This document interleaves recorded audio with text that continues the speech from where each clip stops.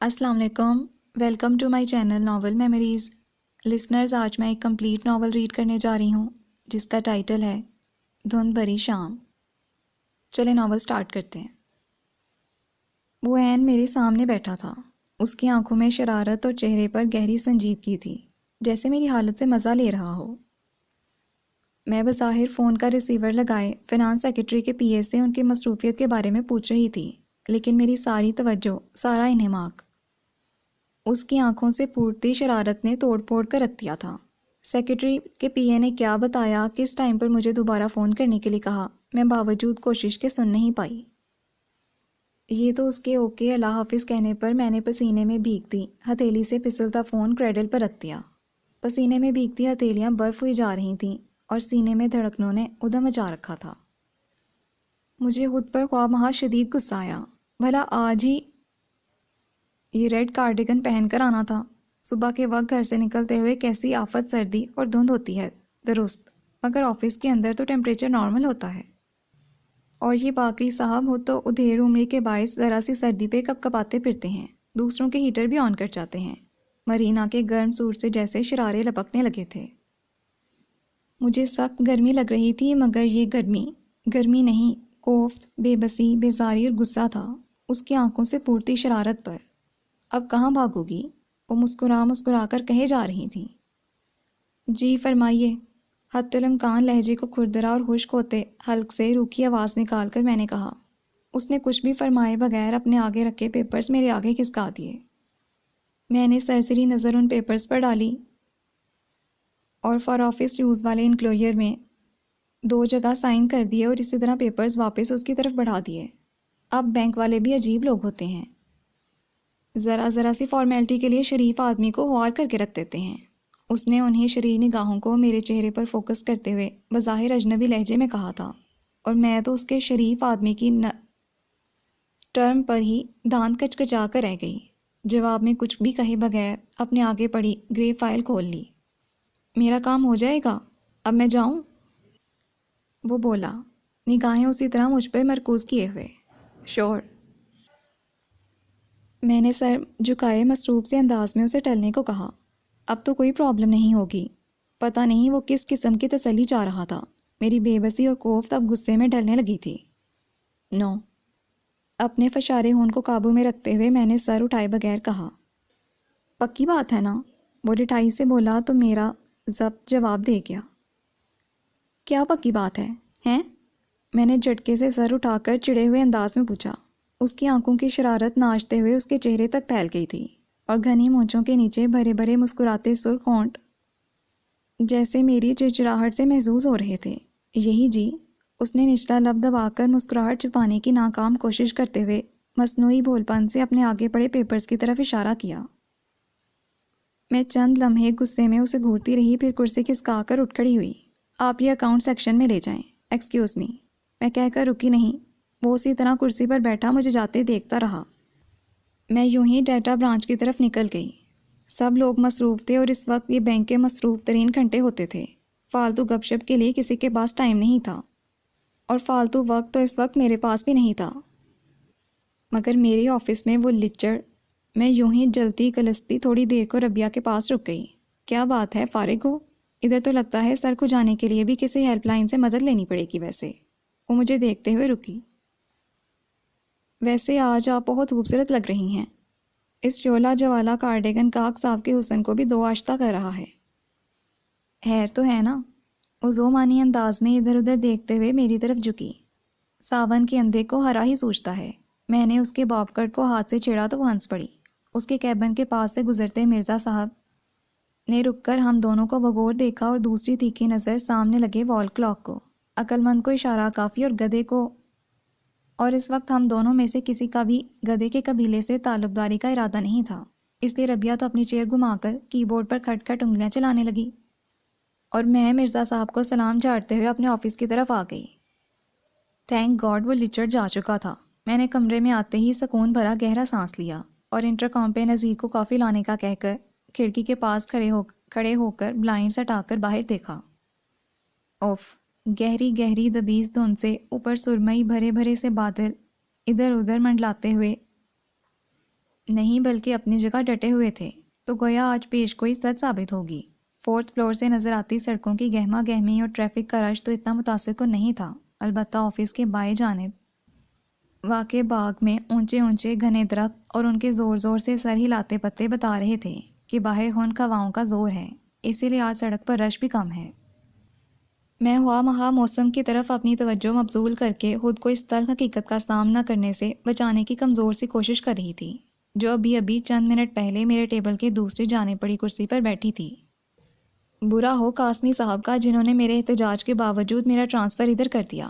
اچھی بھلی بادل مزید گہرے ہو رہے تھے، مگر اب میری توجہ ان کی جانب نہیں تھی۔ اچھی بھلی زندگی تو وہ بھی نہیں تھی، یہ بھی نہیں، بلکہ کبھی بھی نہیں تھی۔ ورک کتاب حیات کا الٹتی جاؤں، اچھی بھلی زندگی کسی بھی ورک پر درج نظر نہیں آئے گی، اور یہ سب تو دل بہلانے کے بہانے ہیں، خود کو زندہ رکھنے کا جواز۔ اور زندہ رہنا کوئی ایسا بھی ضروری نہیں۔ جب زمین آپ کو کھڑے ہونے کی جگہ دینے پر بھی ناک منہ چڑھائے اور مد مقابل کھڑا شخص بھی پیٹھ موڑ کر کھڑے ہونے کو ترجیح دے، تو پھر ایسے زندہ رہنے کا کیا جواز؟ محض فضا سے آکسیجن کھینچنے کی لاحاصل مشق اور کچھ بھی نہیں، خود کو منوانے کی دھن اور وہ جنون سا۔ وقت قدم قدم چلتا آگے بڑھا تو ثابت ہوا یہ دھن بھی بیکار تھی اور جنون بھی بے مقصد۔ پھر کیا رہ جاتا ہے؟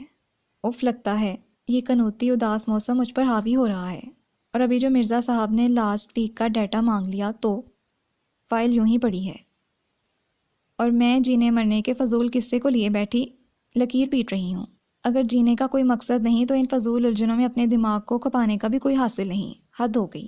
میں خود کو لتاڑتے ہوئے ٹیبل کی طرف بڑھی۔ نذیر بھاپ اڑاتا گرما گرم کافی کا بھرا ہوا مگ میرے دائیں طرف رکھ گیا تھا، اور میں پورے انہماک سے کام میں مگن تھی کہ ایک بالکل اجنبی سی ٹیون نے میرے انہماک کو توڑا تھا۔ میں نے سر اٹھا کر دیکھا، سیل فون سے یہ ٹیون آ رہی تھی جو میرے ٹیبل پر بالکل سامنے پڑا تھا، اور کمال ہے اتنی دیر سے مجھے نظر نہیں آیا۔ بپ بجے جا رہی تھی اور میں بے بس نظروں سے اسے دیکھ رہی تھی۔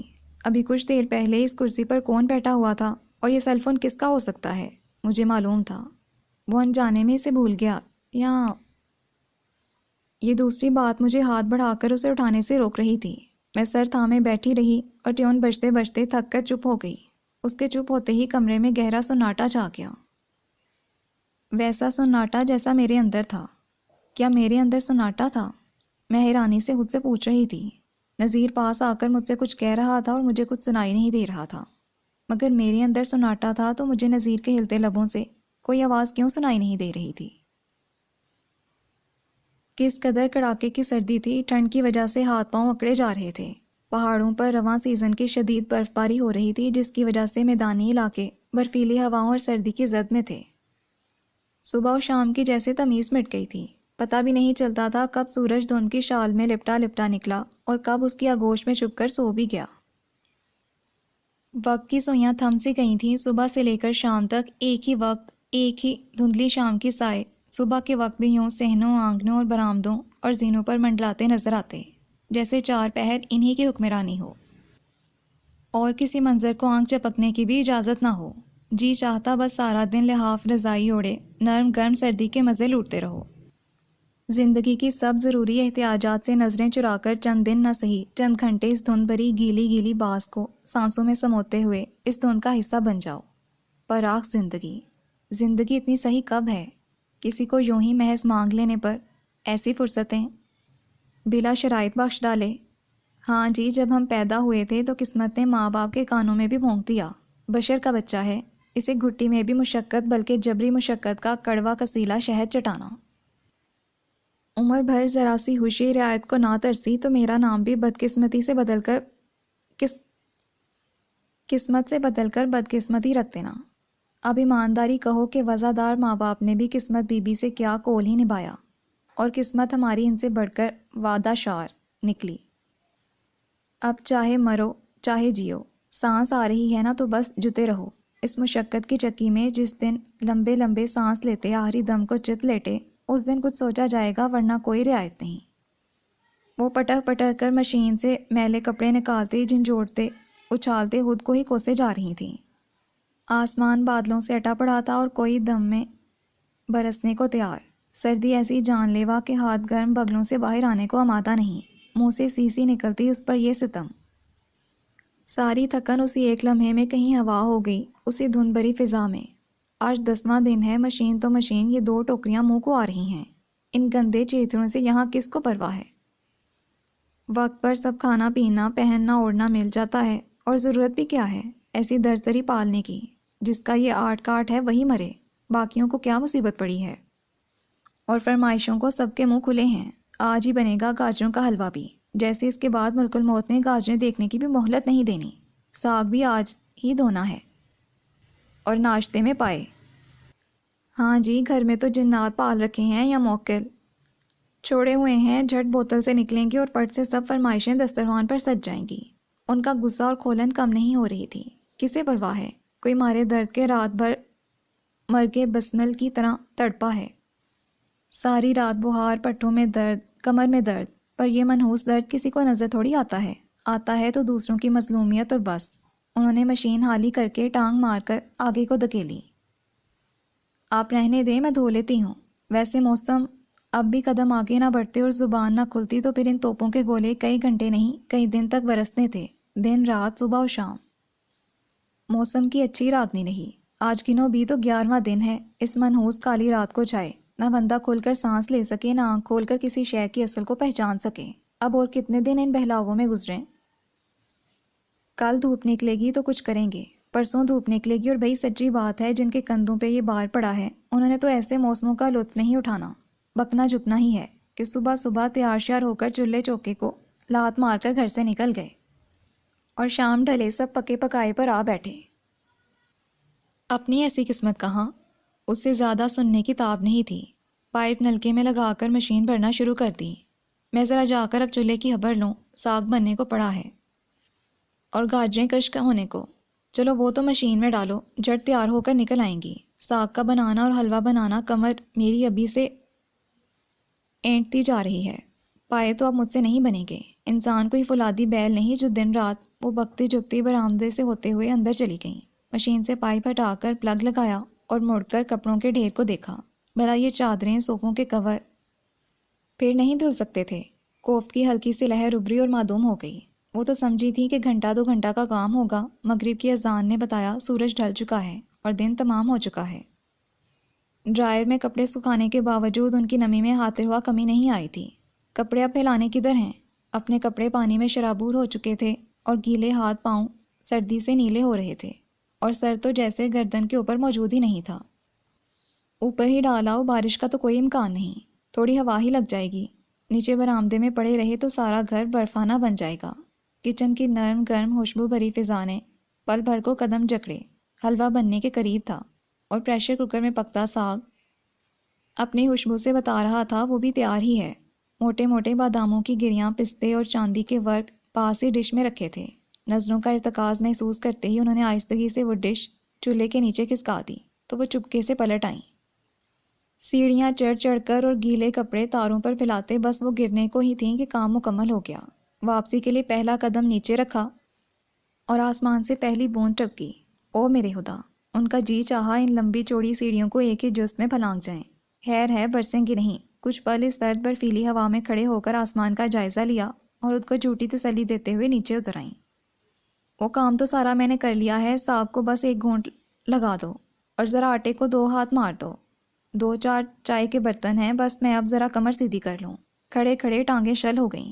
پتہ نہیں کس کمبخت نے یہ کھڑے چولہے نکالے تھے۔ ایڑیاں دیکھو میری کیسے ورم آ گیا ہے۔ اب دیکھ لینا سب، بس روٹی ہی تو ڈالنا ہے۔ اب لیٹی تو شاید ہی مجھ سے اٹھا جائے۔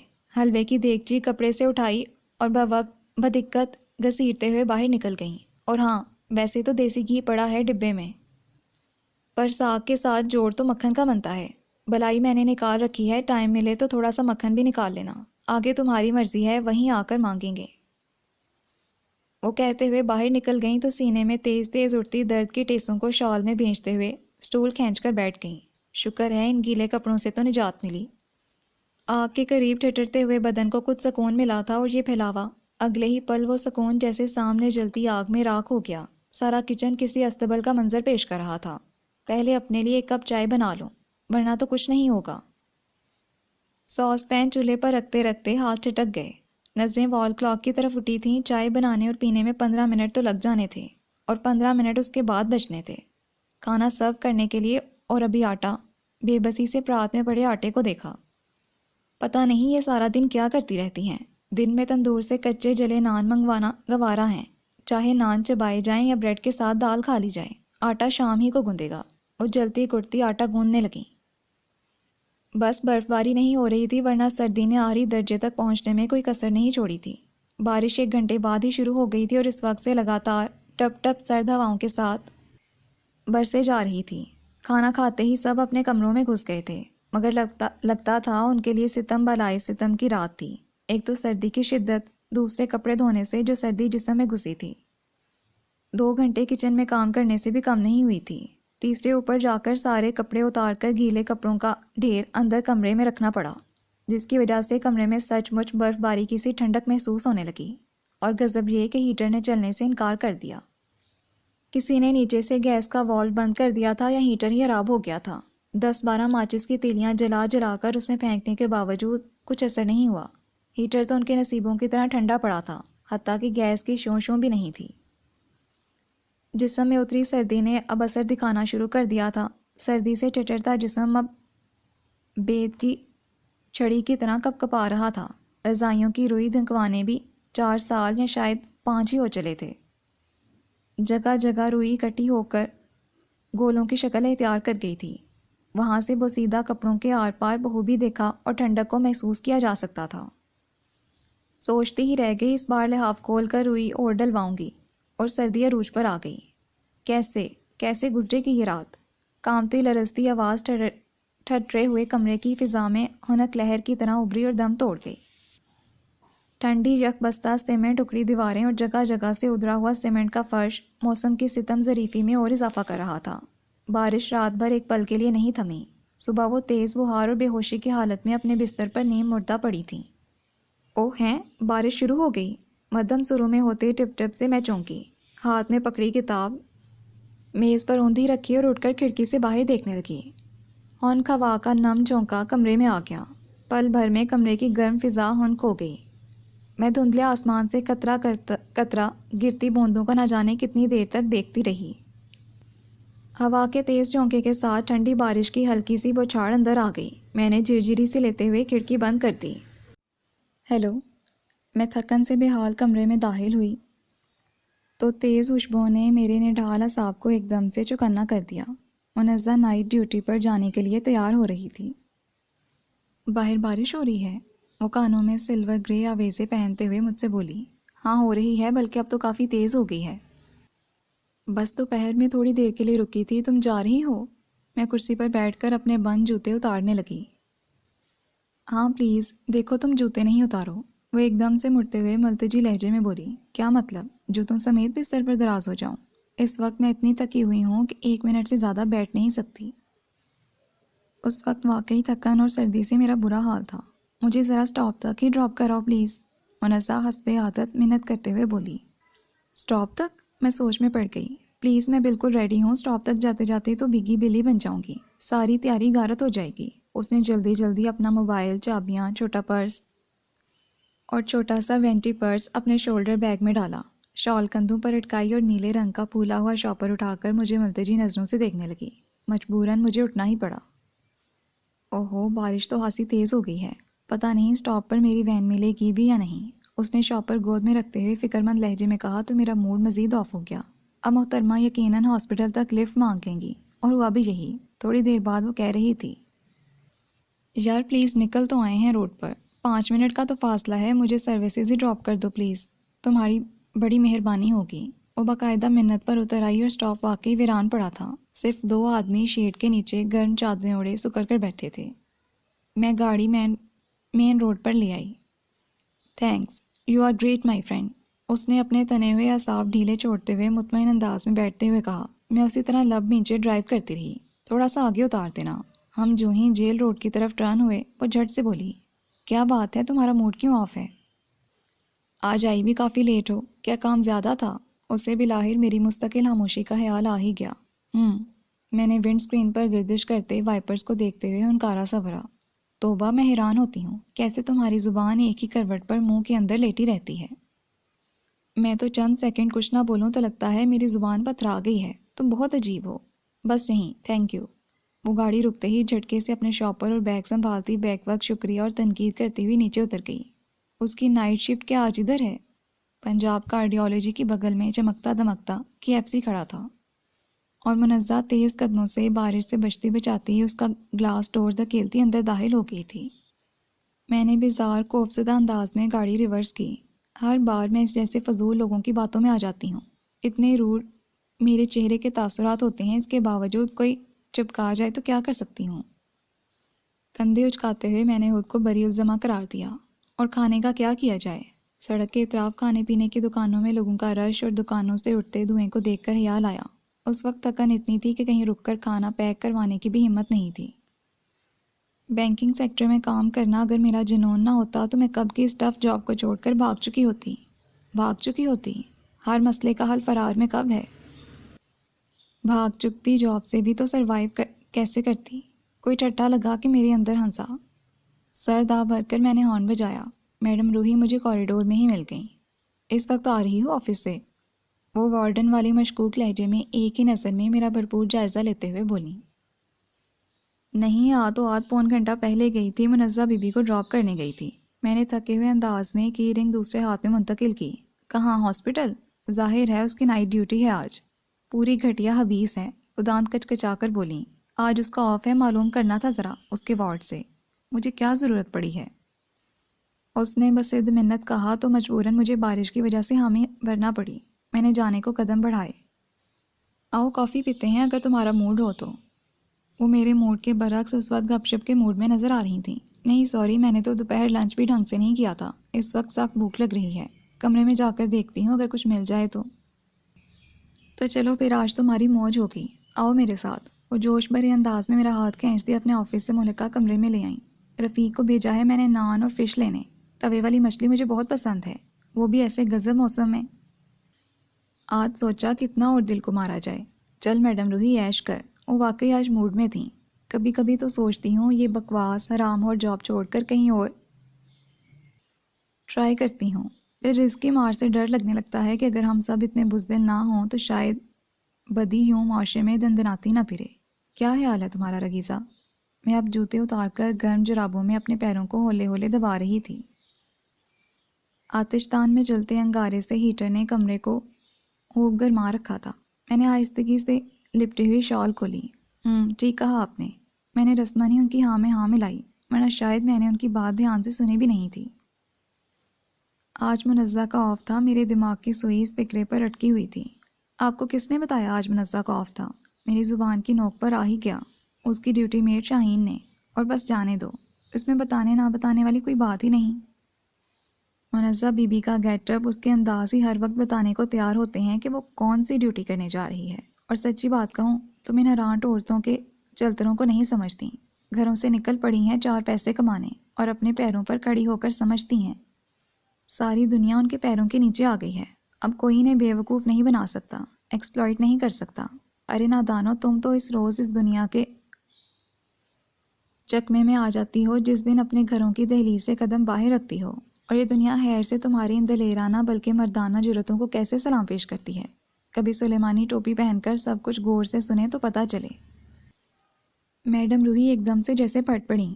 اپنے پیروں پر کھڑا ہونا کوئی شرمناک فعل تو نہیں میڈم، اور خدا نے ہر نفس کو عزت نفس کے ساتھ پیدا کیا ہے، اس میں مرد و زن کی کیا تحسیس؟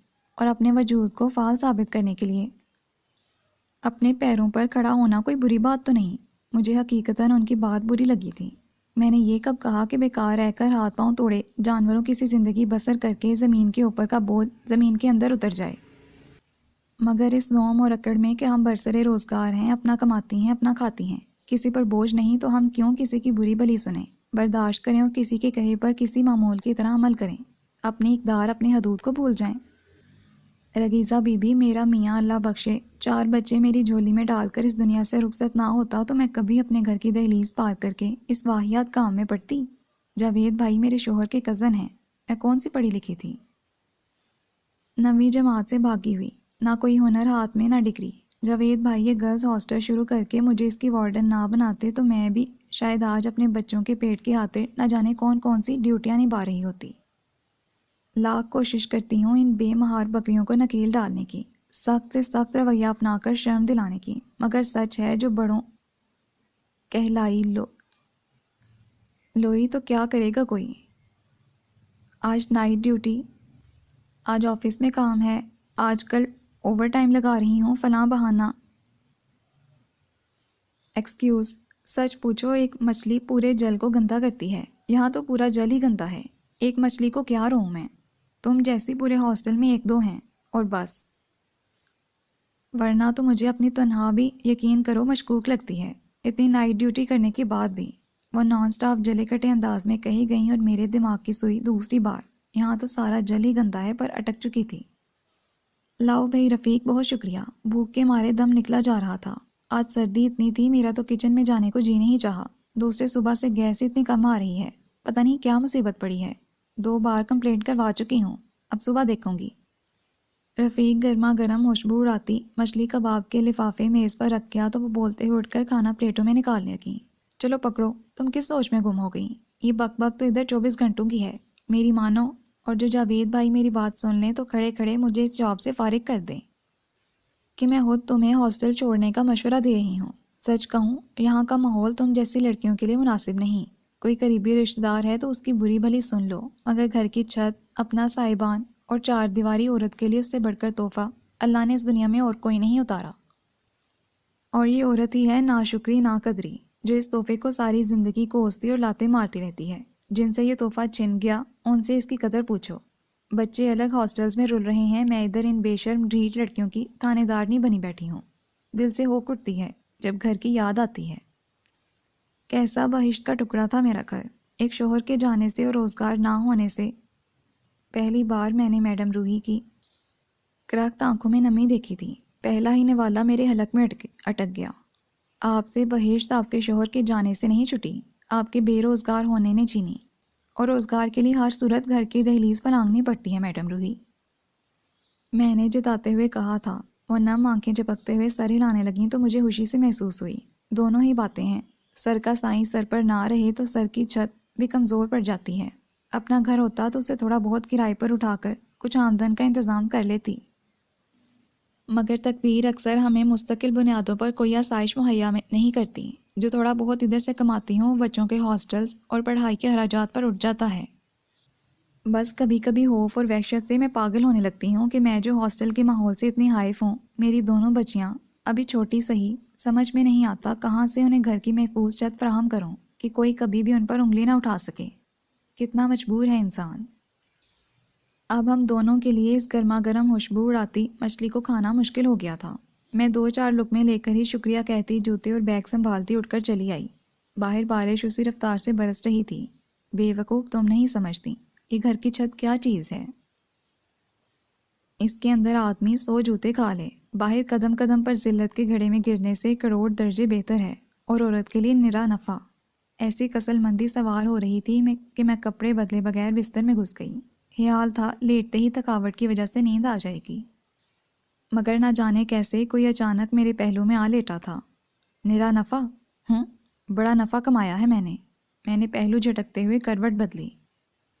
چند لمحوں کے لیے سکوت سا ہو گیا، صرف کھڑکی سے ٹکراتی اکا دکا بارش کی بوندوں کی آواز اس سکوت کو توڑ رہی تھیں۔ اب کہاں بھاگو گی؟ وہی 2 شریر نگاہیں مسکراہٹ دبا کر پوچھنے لگیں، کیا مصیبت ہے؟ میں جلا کر اٹھ بیٹھی۔ سارے دن کی تھکن کے بعد بھی میٹھی سکون بھری نیند نصیب نہیں ہوتی، اور یہ سب کچھ جس کی وجہ سے ہے وہ میں نے جلاہٹ میں ایک ہاتھ کا مکہ بنا کر دوسری ہتھیلی پر مارا۔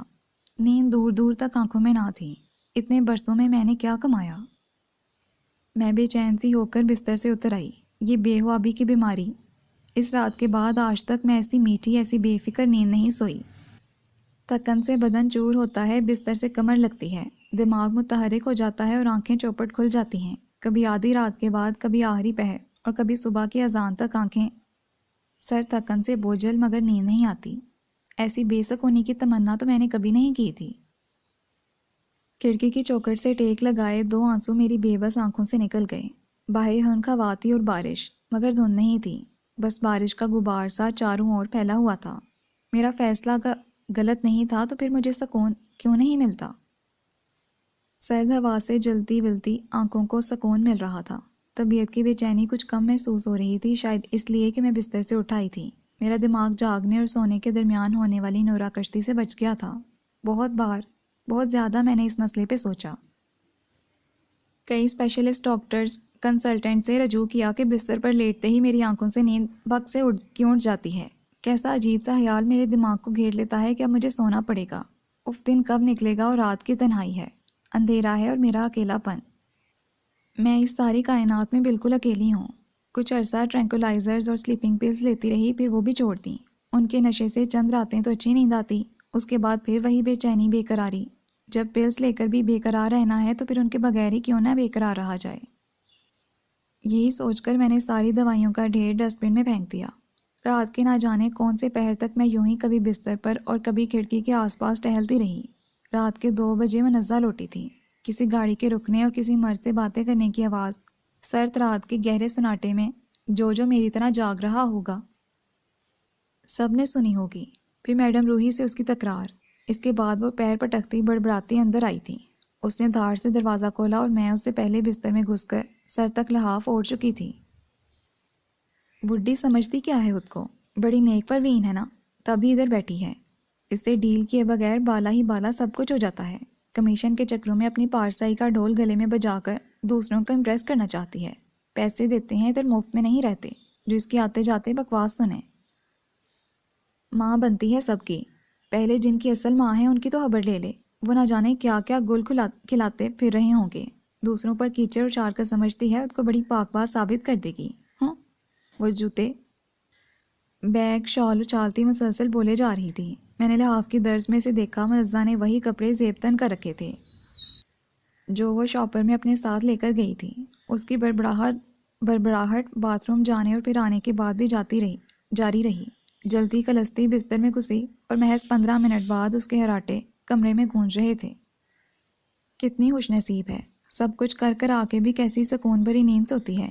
ایک تو اس کے ہراٹے میری آتی نیند بھی اڑا دیتے ہیں۔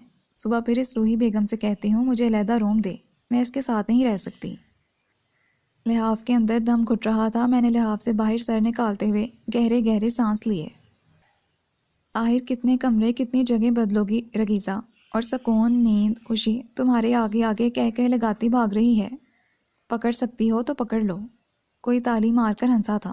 میں نے ایک بار پھر لحاف سر تک اوڑھ لیا اور آنکھیں میچ کر سونے کی کوشش کرنے لگی۔ ہیلو، السلام علیکم پپو، کیا حال ہیں؟ میں لنچ کے لیے اٹھنے لگی تھی کہ پپو کا فون آ گیا۔ ان کی ہیلو نہیں جیسے میری جسم میں نئی روح پونکتی تھی۔ وعلیکم بی بی، اور اپنے حال بتانے کے لیے تو فون کیا ہے تمہیں کہ ہم ٹھیک ہیں، تم بتا دو تم بھی ٹھیک ہو۔ وہ حفا لہجے میں بولی تو میں ایک دم ہنس دی۔ ہاں ہنسو ہماری کمزوری پر کہ 4 دن سے تمہارا کوئی عطا نہ پتا، تو آج مجبور ہو کر خود ہی فون کرنا پڑا۔ تمہیں تو شاید اپنے سوا کسی کا ہوش ہی نہیں۔ وہ میرے خلاف بھری بیٹھی تھی۔ سوری پپو، اصل میں آج کل کام بہت ہے، شام گئے تک بیٹھنا پڑتا ہے اور 1 منٹ کی فرصت نہیں کہ فون ہی کر لوں۔ اب بھی دیکھیں 2:30 بجنے کو ہیں اور میں ابھی تک لنچ نہیں کر سکی۔ ویسے آج مجھے آپ کو فون کرنا تھا۔ میرا دل بھی اس اچانک مل جانے والی اہمیت پر پھولے نہیں سما رہا تھا کہ چلو کوئی تو ہے جسے میری پرواہ ہے۔ اور تمہاری یہ عادت پرانی ہے، کام کی دھن میں نہ کھانے کا ہوش نہ صحت کی پرواہ۔ آخر ایسی بھی کیا دیوانگی کہ کام کو سر پر ہی سوار کر لیا جائے۔ تنہا تو اتنی ہی ملنی ہے جتنی مقرر ہے۔ فون کو چھوڑو، یہ بتاؤ آ کب رہی ہو؟ وہ تیز تیز بول رہی تھیں، شاید کال لمبی ہونے کے ڈر سے۔ اس ویکینڈ پر انشاءاللہ۔ ہاں، یہ تو میں 3 ہفتوں سے سن رہی ہوں۔ وہ تن سے بولی، نہیں اس بار ضرور آؤں گی، میں خود اداس ہو رہی ہوں۔ میں نے جلدی سے کہا اور یہ سچ بھی تھا۔ اور وہ جو میں نے چیزیں تمہیں لکھوائی تھیں خرید لی ہیں نا؟ اور دیکھو رسیدیں ساتھ لینا نہ بھولنا۔ ویسے بھی تمہیں خود خیال کرنا چاہیے، شادی میں دن ہی کتنے رہ گئے ہیں۔ کیا ڈیٹ رکھ لی؟ میں نے چونک کر پوچھا۔ لو حد کرتی ہو، ڈیٹ کیا تمہاری بغیر رکھ لیں گے؟ وہ برا مان کر بولیں تو ان کے انداز پر میری آنکھیں بھر آئیں۔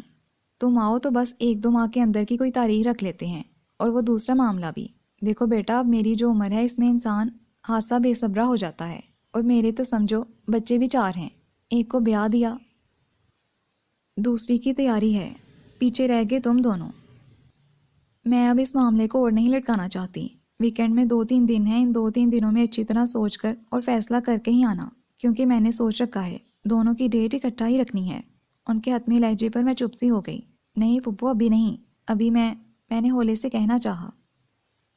ابھی میں کیا؟ وہ تیزی سے میری بات کاٹ کر بولی۔ ابھی کچھ نہیں، بہت تم نے منمانی کر لی۔ میں آج ہی بات کرتی ہوں جا کر باقر بھائی سے، ان کے ہاتھ سے اپروچ ہے، تمہارا سیالکوٹ میں تبادلہ کروا دیں۔ مجھے رات کو تمہارے اکیلے پن کا سوچ کر نیند نہیں آتی۔ جوان جہان بیٹی نظروں سے دور گھر سے باہر ہو، سوچو کس ماں کو نیند آ سکتی ہے۔ بس بہت ہو گیا۔ ہیلو ہیلو، تم سن رہی ہو؟ پھپھو کیا کہہ رہی تھی؟ میں نہیں سن رہی تھی۔ میرا دماغ جیسے سن ہو گیا تھا اور سارے حواس منجمد۔ میں نے کوئی جواب نہیں دیا، ریسیور کو زور سے ہاتھ میں دبوچے دانت پھنچے خالی ذہن لیے بیٹھی رہ گئی۔ پھپھو نے کچھ دیر ہیلو ہیلو کیا، پھر لائن کٹ گئی کہہ کر فون بند کر دیا۔ نیند کا مسئلہ بھی عجیب ہے۔ جس وجہ سے مجھے نیند نہیں آتی، ادھر تو ایک رت جگہ بھی نہیں آیا ہوگا۔ پھر میرے سارے بدن میں اب سوئیاں سے چبھ رہی تھیں۔ سر دونوں ہاتھوں میں لیے تھوڑی دیر یوں ہی بیٹھی رہی۔ فون کی بیل نے ایک بار پھر میری ماہویت کو توڑا۔ مرزا صاحب اپنے کمرے میں بلا رہے تھے۔ مرزا صاحب نے فائل دے کر محمود صاحب کی طرف بھیج دیا۔ وہ اپنے کیبن میں موجود نہیں تھے۔ میں بیٹھ کر ان کا انتظار کرنے لگی۔ یار بھائی صرف ایک ماہ کے لیے اسٹیٹس سے آئے ہیں اور امی ابو ہم سب چاہ رہے ہیں اسی ماہ کے دوران ان کی کسی بھی اچھی بلی خوبصورت لڑکی سے شادی نہ صحیح نکاح ہی کروا دیں، تاکہ بھائی نکاح کے پیپرز اپنے ساتھ لے جا کر ویزا وغیرہ کے لیے اپلائی کر دیں۔ ہماری تو روز شام اتنی مصروف گزر رہی ہے لڑکیاں دیکھنے میں، اور ابھی تک کوئی ڈھنگ کی لڑکی پسند نہیں آئی۔ لڑکی اچھی ہے تو بیک گراؤنڈ گیا گزرا، بیک گراؤنڈ اچھا ہے تو لڑکی میں کوئی کمی، اور کچھ نہیں تو تعلیم واجبی سی۔ اتنے مسائل ہیں۔ اوف، ہم تو چکرا کر رہ گئے ہیں۔ بھائی ہمارے سیدھے سادے ہیں، سب کچھ ہم پر ڈال کر بیٹھ گئے ہیں۔ میں تو کل شام اتنی تنگ آئی ہوئی تھی کہ کہہ دیا، بھائی آپ کو اگر ادھر کوئی لڑکی پسند ہے تو ادھر جا کر لیں، ہمیں مووی اور تصاویر بھجوا دیجیے گا۔ امی ابو بھائی بہنیں سب میرے پیچھے پڑ گئے۔ بہت مشکل کام ہے یہ۔ ربیہ تیز تیز آواز میں شاید کسی سے باتیں کر رہی تھی یا فون پر لگی ہوئی تھی، مجھے ٹھیک سے اندازہ نہیں ہو سکا۔ اس کے کیبن سے آوازیں صاف محمود صاحب کے کیبن میں آ رہی تھیں۔ یار اپنے ارد گرد نظر دوڑا لو، لڑکیاں تو بے شمار ہیں۔ یہ نائلہ تھی۔ بے شمار نہیں چاہیے، بس ایک اپنے ہیرو بھائی کے لیے شاندار سی پڑھی لکھی شریف گھرانے کی لڑکی چاہیے۔ ربیہ جلدی سے بولی۔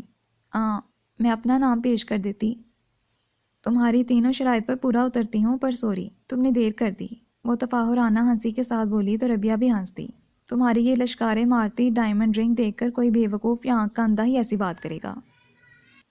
یار کچھ ہمارا مسئلہ حل کرواؤ، تمہاری نظر میں اپنے حلقے کی کوئی لڑکی، ربیہ قدرے تشویش سے کہہ رہی تھی۔ کمال ہے، اس نے مجھ سے ایسا کوئی ذکر نہیں کیا، حالانکہ اس آفس میں میری صرف ربیہ ہی سے اچھی الیگ سلیگ تھی۔ وہ اپنے منگیتر سے لے کر گھر کی ہر بات بلا تکلف مجھ سے کر لیا کرتی تھی۔ اپنے رضا بھائی کی آمد کے بارے میں بھی وہ مجھے پہلے ہی بتا چکی تھی، اور اگلے ہی پل مجھے اپنے حیرانی کا جواب بھی مل گیا۔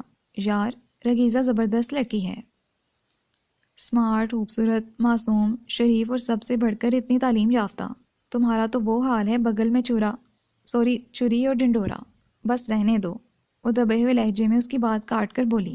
کیا مطلب؟ نائلہ حیران ہو کر بولی۔ میرا پورا دھیان دونوں کی گفتگو کی طرف تھا۔ کسی آگے پیچھے کا پتہ ہے اس کا؟ زمین سے اگی ہے نہ درخت سے ٹپکی ہے۔ اللہ جانے کیسے گھر والے ہیں کہ سب کو چھوڑ چھاڑ کر رہتی ہے۔ پتہ ہے کدھر؟ شیلٹر ان میں اچھا خاصا نامور ویمن ہاسٹل ہے۔ میں نے امی سے ذکر کر کے جوتے کھانے ہیں۔ تمہیں پتہ تو ہے یہ جاب کرنے والی جب ہاسٹلز میں رہتی ہیں۔ اللہ میری توبہ، بس رہنے دو پھر بتاؤں گی۔ دو ایک بار اس کے ماں باپ کا پوچھا تو بات ہی بدل گئی۔ بندے کے دل میں چور ہو تو وہ ایسے ہی بات بدلتا ہے۔ میں نے دوبارہ کبھی پوچھا نہیں، تمہیں کچھ خبر ہے کہ محترمہ کا تعلق کس فیملی سے ہے؟ سن کرتے تیر تھے جو اس کی زبان سے نکل کر میری سماعتوں کو چھلنی کر رہے تھے۔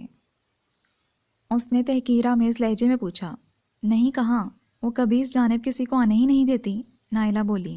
تو معاملہ صاف ہے نا، بیچاری کا کوئی بیک گراؤنڈ ہوگا تو کچھ بتائے گی نا۔ پتہ ہے ہم نے جتنی لڑکیاں دیکھی ہیں ان میں سے نصف سے زیادہ مشکوک فیملی بیک گراؤنڈ کی وجہ سے ریجیکٹ کی ہیں، ورنہ ہماری ڈیمانڈ کوئی جہیز، مال و دولت یا پری چہرہ نہیں۔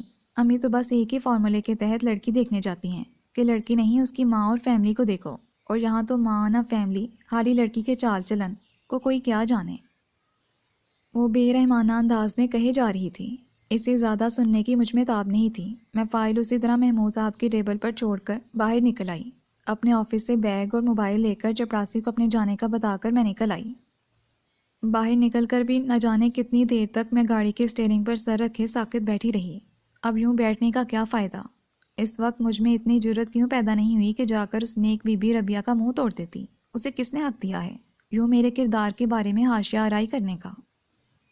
وہ سکوت اس غصے کی لہر سے ٹوٹا تھا۔ ایک بار دروازہ کھول کر باہر نکلنے کا سوچا اور پھر وہی تماشا بننے سے فائدہ۔ پتہ نہیں کب یہ فائدہ نقصان کا ناپ تول کرنے والی دنیا دار لڑکی میرے اندر آن بیٹھی تھی۔ شاید اس دن سے جب سے میرے سر سے سائبان ہٹا تھا، یا جب میں نے خود اس سائبان کو لات ماری تھی۔ کہنے والے کا کوئی منہ تو نہیں پکڑ سکتا۔ دنیا جو دیکھتی ہے وہی کہتی ہے۔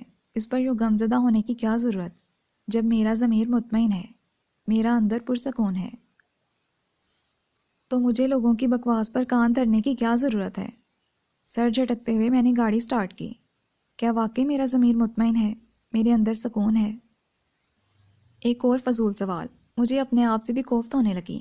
کاش اس وقت مجھے کسی کی کمپنی مل سکتی، ان چبھتے سوال و جواب سے تو نجات ملے۔ میں نے یوں ہی جلتے کڑتے گاڑی کی سپیڈ بڑھا دی۔ پھر بڑے اطمینان سے میں نے پپو کی بتائی ہوئی لسٹ کے مطابق شاپنگ کی۔ مونا کی شادی کے لیے یہ شاپنگ تھی۔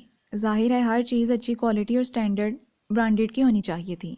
اس کے ہونے والے شوہر کی 3 جرسیاں، مونا کے 2 سویٹرز، گرم شالیں اس کی ساس نندوں کے لیے، اور 2-4 چھوٹی موٹی چیزیں خریدتے وقت کا پتہ ہی نہیں چلا۔ آخر میں نے ایک گرم سوٹ پپو کے لیے بھی لے لیا۔ اسی ڈیزائن میں بہت خوبصورت براؤن شیڈ آنکھوں کو بھا گیا، اور میں نے بلا سوچے سمجھے سیلز مین سے وہ بھی اتارنے کو کہہ دیا۔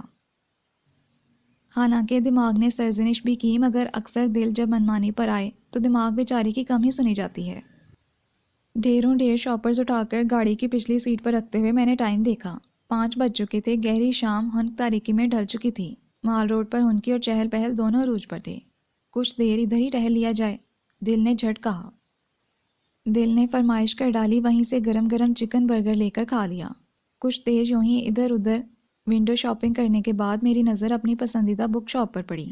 چلو بھئی کچھ شاپنگ اپنے لیے بھی کر لی جائے۔ میں بک شاپ کا گلاس ڈور دھکیلتی اندر داخل ہو گئی۔ باہر کی پرشور فضا کے برعکس ادھر خاموشی تھی، اور نئی کتابوں کی سوندھی مہک جو ہمیشہ مجھے اپنی طرف کھینچتی تھی۔ میں انگلش لٹریچر کے ریک کی طرف آگے پورے انہماک سے کتابیں دیکھنے لگی۔ ہائے! ٹیلر کی کتاب میرے ہاتھ سے چھوٹتے چھوٹتے بچی۔ میں نے گردن موڑے بغیر کنکھیوں سے اپنے بائیں طرف کھڑے اس شخص کو دیکھا اور کتاب ریک میں رکھ کر آگے بڑھ گئی۔ خوفزدہ ہو یا ناراض، اتنا تو بتا سکتی ہو۔ آنکھوں کی شرارت اب لبوں تک آ گئی تھی۔ وہ اسی رفتار سے چلتے ہوئے میرے پاس آ کر کھڑا ہو گیا تھا۔ میں کیوں خوفزدہ ہونے لگی؟ مافوق الفطرت محلوق سے خوفزدہ ہوا جاتا ہے، اور ظاہر ہے آپ کا تعلق۔ میں نے لا تعلق سی سرد نگاہ اس پر ڈال کر جملہ ادھورا چھوڑ دیا۔ اگر تم میرا تعلق مافوق الفطرت محلوق سے جوڑو گی تو بھی مجھے اعتراض نہیں ہوگا۔ بس ایک بات پوچھنا تھی، جس کی وجہ سے ایسی الجھن ہے کہ دن کو سکون ہے نہ رات کو قرار۔ وہ کان کو جاتے ہوئے اور قریب ہوا۔ میں نے کوئی جواب دیے بغیر روح پھیر کر کتابیں دیکھنا شروع کر دیں۔ ایک محاورے کا مطلب پوچھنا تھا، بلکہ اس کا مطلب ڈھونڈنے میں ادھر آیا تھا۔ شاید کسی ڈکشنری وغیرہ میں مل جائے۔ وہ اسی طرح میری طرف جھکا ہوا تھا، اور میرا جی چاہ رہا تھا اب یہاں 1 منٹ کو نہ رکوں۔ پھر ملا نہیں۔ اس سے زیادہ روکھا پن میں اپنے لہجے میں نہیں لا سکتی تھی۔ مل گیا، مگر مجھے کچھ جچا نہیں۔ تمہیں اگر زحمت نہ ہو تو پلیز سمجھا دو۔ وہ معصوم سا چہرہ بنا کر میرا جی جلا گیا، جیسے خود KG میں پڑھتے ہیں۔ الٹا چور کوتوال کو ڈانٹے، اس کا کیا مطلب ہے؟ وہ ریک کے ساتھ ٹیک لگا کر براہ راست میری آنکھوں میں جھانکتے ہوئے بے تکلف سے لہجے میں بولا، تو میں نے ہاتھ میں پکڑی ڈالسٹائی کی بھاری بھرکم کتاب اس کے سر پر دی ماری، جسے اس نے راستے میں ہی دبوچ لیا۔ ضبط کرتے کرتے بھی اس کے منہ سے اچھا خاصا بلند قہقہہ نکل گیا تھا۔ میں نے لمحہ بھر کو اسے کھا جانے والی نظروں سے دیکھا، اور دوسرے پل پیر پٹکتی شاپ سے باہر آ گئی۔ مجھے پتا تھا وہ میرے پیچھے آئے گا، اسی لیے میں نے گاڑی میں بیٹھتے ہی پاگلوں کی طرح گاڑی دوڑانا شروع کر دی۔ وہ تو میرے پیچھے نہیں آیا، مگر اس کا وہ بلند بانگ قہقہہ رات کے آخری پہر نیند آنے تک میرے دماغ میں گونجتا رہا۔ ابھی آنکھ لگی تھی کہ موبائل کی اجنبی ٹیون بجنا شروع ہو گئی۔ رات کے اس پہر کھولتے دماغ کے ساتھ میں نے سائی ٹیبل پر پڑے موبائل کو دیکھا۔ یہ وہی موبائل تھا جو وہ میری ٹیبل پر بھول گیا تھا۔ اب کس کا فون آ رہا تھا مجھے نہیں پتا۔ میں نے گھومتے سر کے ساتھ موبائل آف کیا۔ اور اسے نچلی دراز میں پٹک دیا۔ کل یہ میرے پاس ہوتا تو میں اس کے منہ پر مار آتی۔ یہ اب مجھے اس کے ذریعے تنگ کرتا رہے گا۔ پتہ نہیں کس خوش فہمی میں مبتلا ہیں حضرت۔ گہری نیند میں جانے تک میرے ذہن پر وہ مکمل طور پر حاوی رہا تھا۔ پھپھو یہ سوٹ تو بہت زبردست بنوایا ہے آپ نے۔ اوف میرا دل چاہ رہا ہے میں ابھی پہن لوں، سبین نے کہا۔ رسٹ اور سی گرین کے کنٹراسٹ کے ساتھ وہ سوٹ واقعی بہت خوبصورت اور سٹائلش لگ رہا تھا۔ 2-3 بار تو نگہت بھی اسے گھما پھرا کر دیکھ چکی تھیں۔ تھوڑے دن صبر کر لو، پھر تم نہیں پہننے ہیں یہ سارے زبردست سوٹ، ندیدی لڑکی۔ تبریز نے کمرے میں داخل ہوتے ہوئے سبین کو چھیڑا۔ سبین کے چہرے پر ہلکی سی سرخی دوڑ گئی۔ پھپھو میں ٹرائی کر کے دیکھوں، فٹنگ وغیرہ ٹھیک ہے نا؟ سبین سے رہا نہیں جا رہا تھا۔ ہاں دیکھ لو، ویسے تو اس کی فٹنگ میں نے پہلے سوٹوں جیسے ہی رکھوائی ہے، پھر بھی تم اپنی تسلی کر لو۔ نگہت اسے ڈانٹ کر روکنا چاہ رہی تھیں، لیکن عارفہ نے مسکراتے ہوئے فراخ دلی سے اجازت دے دی۔ ساتھ ہی نگہت کو اشارہ کر دیا کہ وہ اب نہ روکیں اسے۔ سبین سوٹ اٹھا کر اپنے کمرے میں چلی گئی۔ آج دیر کر دی تم نے؟ تبریز عارفہ کے پاس ہی آ کر بیٹھ گیا۔ یہ آپ کی رپورٹس اور کل کے لیے ڈاکٹر کی اپائنٹمنٹ لینے چلا گیا تھا۔ اس نے رپورٹس کا سفید لفافہ ان کی طرف بڑھایا۔ رہنے دینا تھا ابھی ڈاکٹر کو، شادی کے بعد دیکھا جاتا۔ اب تو میں بھلی چنگی ہوں، انہوں نے کچھ شرمندہ سے لہجے میں کہا۔ نگہت لاپرواہ سی بنی اب اپنے آگے رکھے سوٹ احتیاط سے طے کر رہی تھیں۔ اچھا آپ مجھے صرف یہ بتائیں کہ اسکول کے ٹنٹنے سے آپ کی جان کب چھوٹے گی؟ سردی بڑھ رہی ہے، یوں آنا جانا پھر سارا دن کام۔ پچھلی بار بھی ڈاکٹر نے آپ کو منع کیا تھا، اب آپ کو ریسٹ کرنا چاہیے۔ وہ ان کے ہاتھ محبت سے اپنے ہاتھوں میں لیتے ہوئے فکر مند لہجے میں کہہ رہا تھا۔ سچی بات بتاؤں، میں ابھی آرام کے نام پر گھر میں نہیں پڑنا چاہتی۔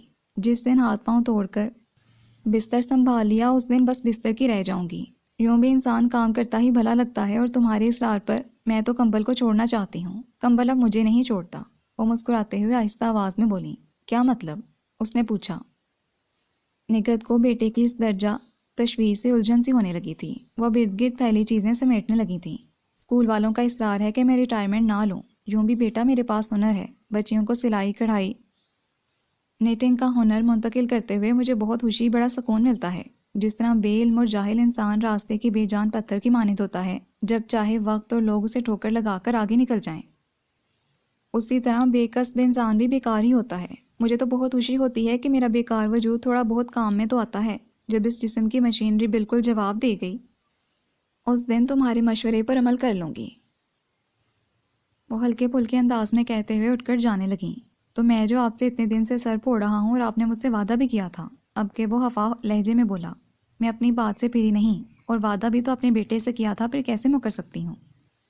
آپا سے کہہ کر میں نے صرف مارننگ کے 3 گھنٹے لگانے کی حامی بھری ہے، وہ مان بھی گئی ہیں۔ اب بیٹا اتنا کام تو مجھے کرنا چاہیے، ورنہ تو مجھے خود لگے گا میں 80 سال کی بڑھیا ہو گئی ہوں۔ وہ مسکراتے ہوئے بولیں۔ خیر کام تو آپ جتنا کرتی ہیں وہ 20 سال کی جوان لڑکیاں نہیں کرتی۔ اور پپو میں آپ کو وارن کر رہا ہوں، یہ 3 گھنٹے 3 ہی رہنے چاہیے، پھیلنے نہیں چاہیے۔ وہ انہیں خبردار کرنے کے انداز میں بولا تو وہ سر ہلا کر رہ گئیں اور پھر باہر نکل گئیں۔ تم کیوں گلے جا رہے ہو پرائے غم میں بھلا؟ عارفہ کے باہر جاتے ہی نگہت جیسے پھٹ کر بولیں۔ امی پپو کی رپورٹس اچھی نہیں آئیں، انہیں واقعی ریسٹ کی ضرورت ہے۔ وہ نرم لہجے میں ماں سے بولا۔ اچھا تو جو سارا دن میں کولو کے بیل کی طرح اس گھر کے کاموں میں جتی رہتی ہوں، وہ تمہیں نظر نہیں آتا؟ اوفو امی حد کرتی ہیں آپ، پپو بیمار ہیں سیریسلی۔ آپ تو اللہ آپ کو صحت مند رکھے، اور کون کولو کے بیل کی طرح جتا رہتا ہے، سب جانتے ہیں۔ اٹھتے اٹھتے اس کے منہ سے پھسل گیا۔ شاباش بیٹا، مجھے تم سے یہی امید تھی، یہی کہو گے تم۔ کہہ لو، میں کیا کہہ سکتی ہوں؟ اب تم زور آور ہو، مرضی کے مالک مختار۔ ہماری زور آوری کے دن گئے جو اپنا آپ اور اپنی بات منوا کر چھوڑتے تھے۔ اب تو سگی اولاد ہر ڈرامی کا تانا دینے لگی ہے، اور ہم ٹوکنے کے بھی مجاز نہیں رہے۔ وہ کہتے کہتے ایک دم سے رونے لگیں۔ تبریز نے تعصب بھرے انداز میں انہیں دیکھا اور پھر ان کے پاس بیٹھ گیا۔ امی میرا یہ مطلب ہرگز نہیں تھا، خدا نہ کرے میں آپ سے کوئی گستاخی کروں، صرف آپ سے یہی تو کہنا ہے کہ آپ پپو نہ جانے اس چڑیل نے تم دونوں باپ بیٹے پر کیا جادو کر رکھا ہے۔ اس کی مظلومیت کے سوا اور کچھ کسی کو نظر ہی نہیں آتا۔ میں نے اپنے گھر میں ہی ملزموں کی طرح ساری عمر گزار دی، ہر وقت احتیاط بچ بچا کر چلنا، اور پھر بھی کوئی نہ کوئی الزام دامن پر لگ ہی جاتا ہے۔ وہ کیا بیوہ ہو کر اس گھر میں آئی، میری آزاد گرہستی کا خاتمہ ہو گیا۔ اپنے جی کا گلا گھونٹنے کے بعد بھی کوئی کلمہ آفرین نہیں۔ کسی کی نظر میں اچھی نہیں، بس وہی مظلوم، وہی اچھی، وہی۔ وہ روتے ہوئے بولے جا رہی تھیں۔ امی حد کرتی ہیں، میرا یہ مقصد ہرگز نہیں تھا۔ آپ پتہ نہیں بات کو کدھر لے جاتی ہیں۔ اچھا چپ تو کریں۔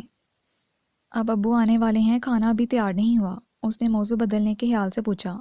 وہ گئی ہیں بھی مسلمہ، باورچی خانے کی چودھرائن، انہی سے پوچھو جا کر۔ ہم تو اپنے گھر میں مہمانوں کی سی زندگی گزارتے ہیں، وہ اسی جلے کٹے انداز میں بولی۔ وہ آپ کے ساتھ کام نہ کروائیں تو آپ کہتی ہیں سب نے مجھے ہی ملازمت سمجھ رکھا ہے، وہ کام کر لیں تو آپ کہتی ہیں۔ وہ کہتے کہتے رک کر ان کی شکل دیکھتے ہوئے ایک دم سے ہنس پڑا۔ امی جان، میری پیاری امی جان، خوش رہا کریں، خوشی سے بڑا صحت کا اور کوئی ٹونک نہیں۔ آپ کو تو خوش ہونا چاہیے، مفت کی آپ کو ہیلپر ملی ہوئی ہیں۔ پھر سبین کی شادی کے سارے کپڑے سلے سلائے کڑھائی کامدانی سب کچھ بنا بنایا گھر آ رہا ہے۔ آپ ذرا باہر جا کر ان کاموں کے ریٹ تو معلوم کریں تو پتہ چلے۔ ان ساری سہولتوں کے مفت ملنے پر تو خوش ہونا چاہیے، نہ کہ ہوا وہاں جل کڑ کر روتے بسورتے رہنا۔ اس نے ماں کے کندھے دباتے ہوئے انہیں دلاسا دینے کی کوشش کی۔ جلنے کڑنے کا سامان تو تم نے بھی میرے لیے کم تیار نہیں کر رکھا، چھوڑو ان جھوٹی خدمتوں کو۔ انہوں نے اس کے ہاتھ جھٹکے۔ چلو جی، اب کیا ہو گیا ہے؟ وہ گہرا سانس لے کر خود کو اگلے حملے کے لیے تیار کرنے لگا۔ دیکھو، میں چاہتی ہوں میں سبین کے ساتھ ہی تمہاری دلہن گھر میں لے آؤں۔ اسی مہینے ڈیٹ فکس ہو جائے گی اس کی شادی کی، اور میرے دل کی خوشی ہے کہ میں تم دونوں کی ڈیٹ ایک ساتھ رکھوں۔ وہ بلاخر اپنے مطلب کے موضوع پر آ ہی گئیں۔ ویسے کون سی کتاب میں لکھا ہے کہ ہم دونوں کی ڈیٹ ایک ساتھ فکس ہونا چاہیے؟ وہ لہجہ بدل کر رکے پن سے بولا۔ کہیں لکھا ہے یا نہیں؟ میں کہہ رہی ہوں۔ تینوں پروپوزلز میں سے جو تم کہو، ان کی بھی تیاری مکمل ہے اور ہماری بھی، صرف تم رضامندی دو۔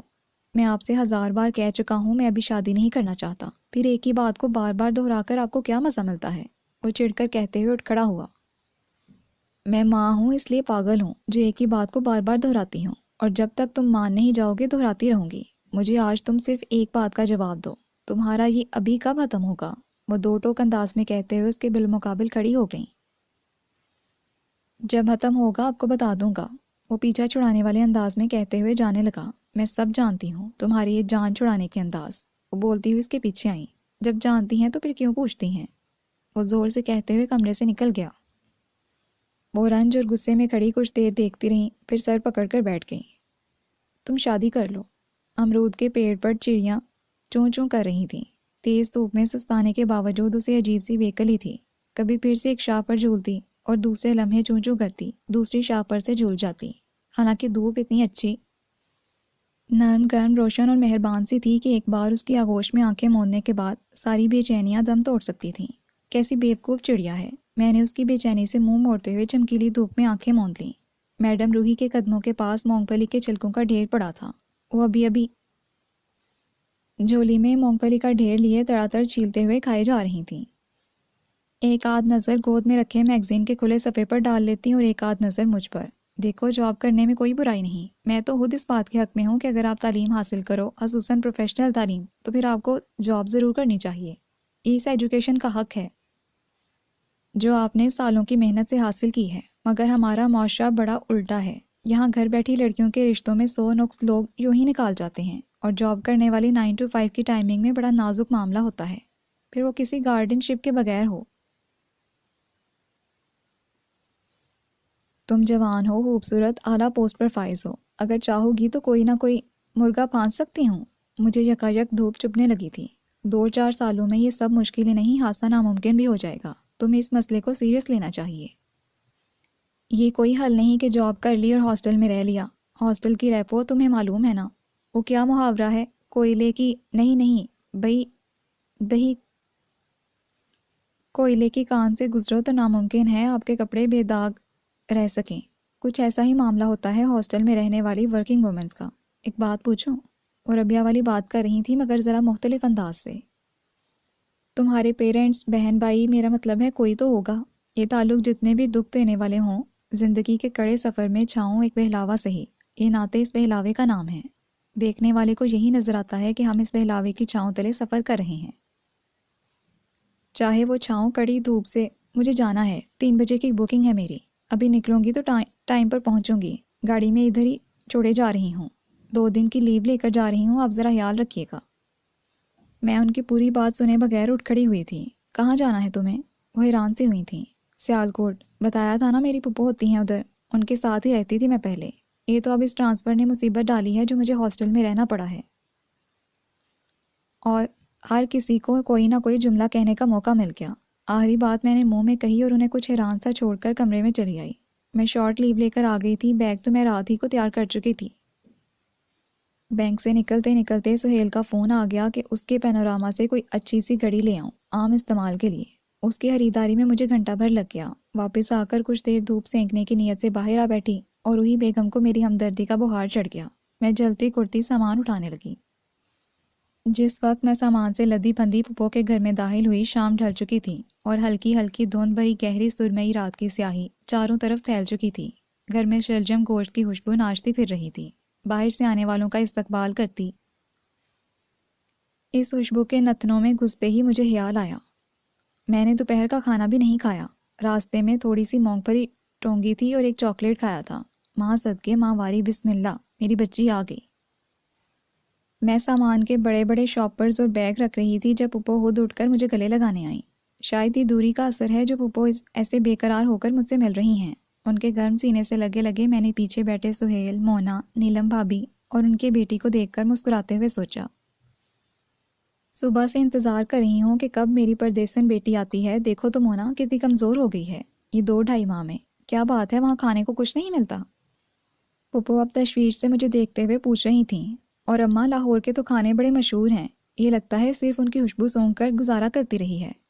سہیل اٹھ کر میرے پاس آتے ہوئے گہری نظر سے میرا جائزہ لے کر بولا تو میں جھیم کر جلدی سے پیچھے پڑے صوفے پر بیٹھ گئی۔ اماں ڈائٹنگ کرتی رہی ہوگی، معلوم ہے نا، اب 2-4 ماہ میں دلہنیا جو بننا ہے، مونا نے ہنستے ہوئے بے جھجک انداز میں کہا۔ بالکل بھئی، یہی بات ہے۔ نیلم بھابھی کیوں پیچھے رہتی؟ ویسے رگیزہ مذاق نہیں، کیا کوئی ڈائٹ لیتی رہی ہو؟ وہ بیٹے کو کندھے سے لگا کر جھلاتے ہوئے بولیں۔ بالکل بھی نہیں، اصل میں پھپھو وہاں کھانے کا مسئلہ ہے۔ ہاسٹل میں کچن تو ہے مگر برتن ناکافی، پھر کون اپنے لیے راشن کا سامان خرید کر کمرے میں رکھتا پھرے۔ ویسے اس ماہ وہاں میں میس شروع ہو جائے گا تو سہولت ہو جائے گی۔ میں نے جوتے اتار کر پاؤں اوپر سمیٹے۔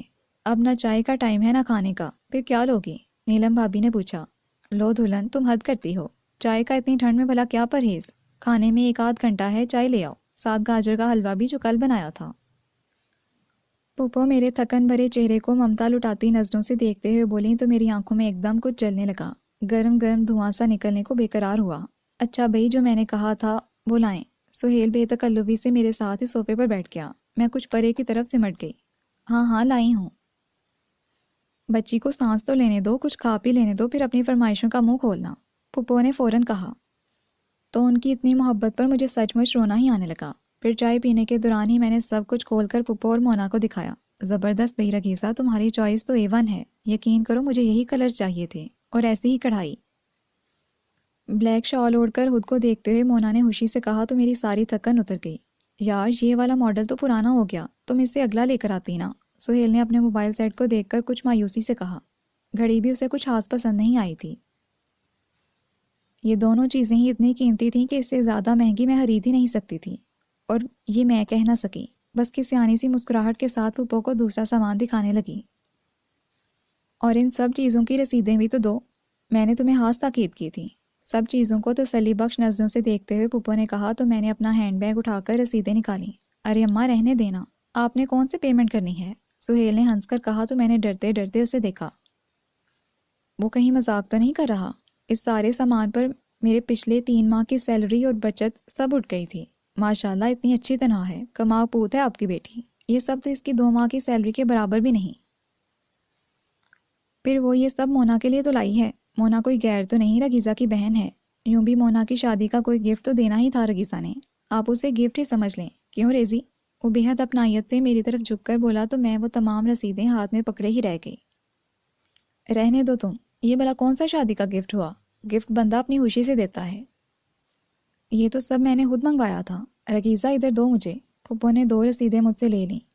وہ رسیدیں مجھ سے لے لیں تو مجھے کچھ اطمینان سا ہوا۔ بے شک میں اس رقم کی واپسی کے لیے مری نہیں جا رہی تھی، مگر پھر بھی میں اتنی امیر نہیں تھی کہ یوں ہی کسی کے لیے ڈھیروں ڈھیر سامان اٹھا لاتی۔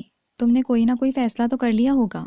پرسوں سنڈے ہے اور مونا کے سسرال والے آ رہے ہیں ڈیٹ فکس کرنے، اور میں چاہ رہی ہوں ان کے جانے کے بعد میں تم دونوں کی بھی بات طے کر لوں۔ گھر کی بات ہے، کون سا دھوم دھڑکا کرنا ہے، سارے ارمان شادی پر نکالوں گی۔ اور سچی بات ہے، میں نے خود سہیل سے پوچھا ہے، وہ تو تمہارے لیے دیوانہ ہو رہا ہے، اور یہ کوئی کہنے کی بات نہیں، یہ تو تم پہلے دن سے جانتی ہو۔ جب تم اس طرح اچانک آ گئی تھی، میرا بیٹا تو اس دن سے تمہارا ہو چکا ہے۔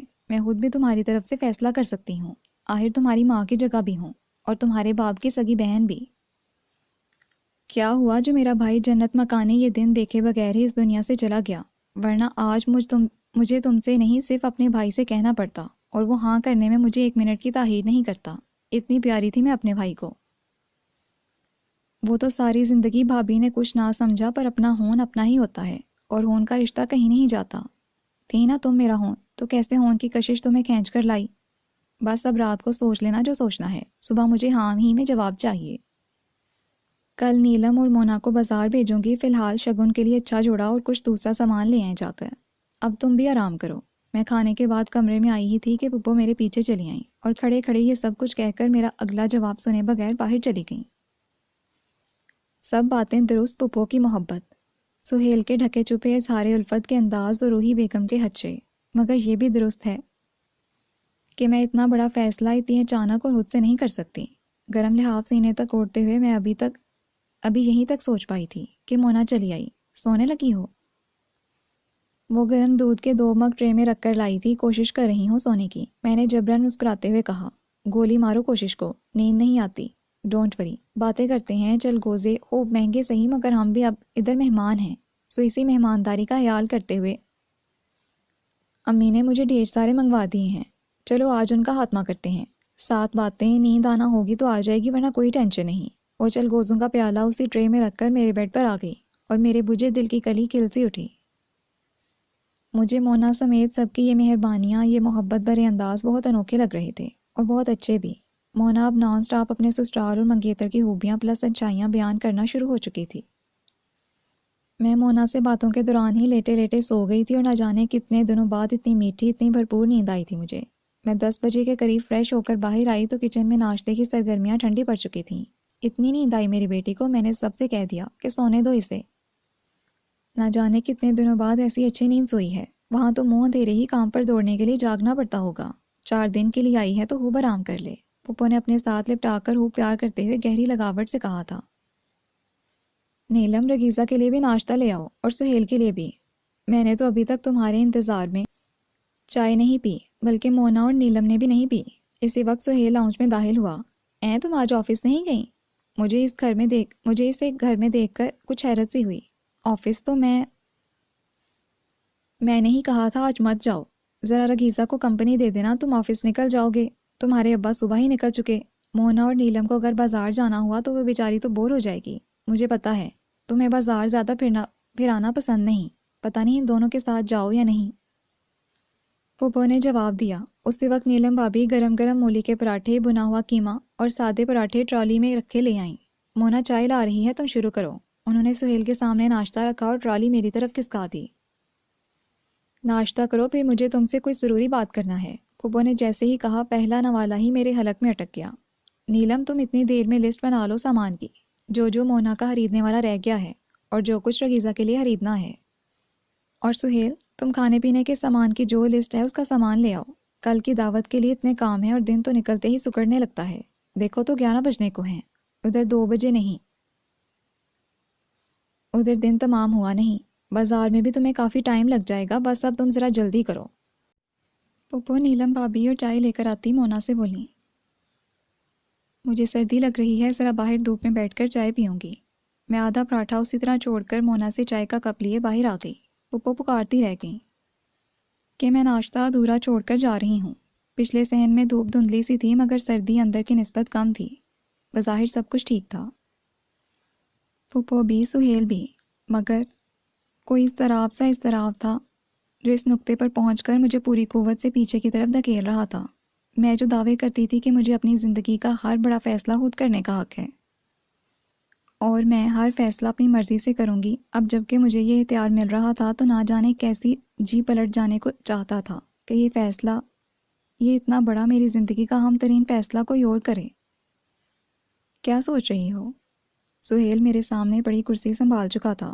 کچھ خاص نہیں، میں خوفزدہ سے انداز میں بولی۔ اس وقت میرا دل مکمل تنہائی کی خواہش کر رہا تھا۔ کچھ خاص تو ہے جو یوں سب کے بیچ سے اٹھ کر چلی آئیں۔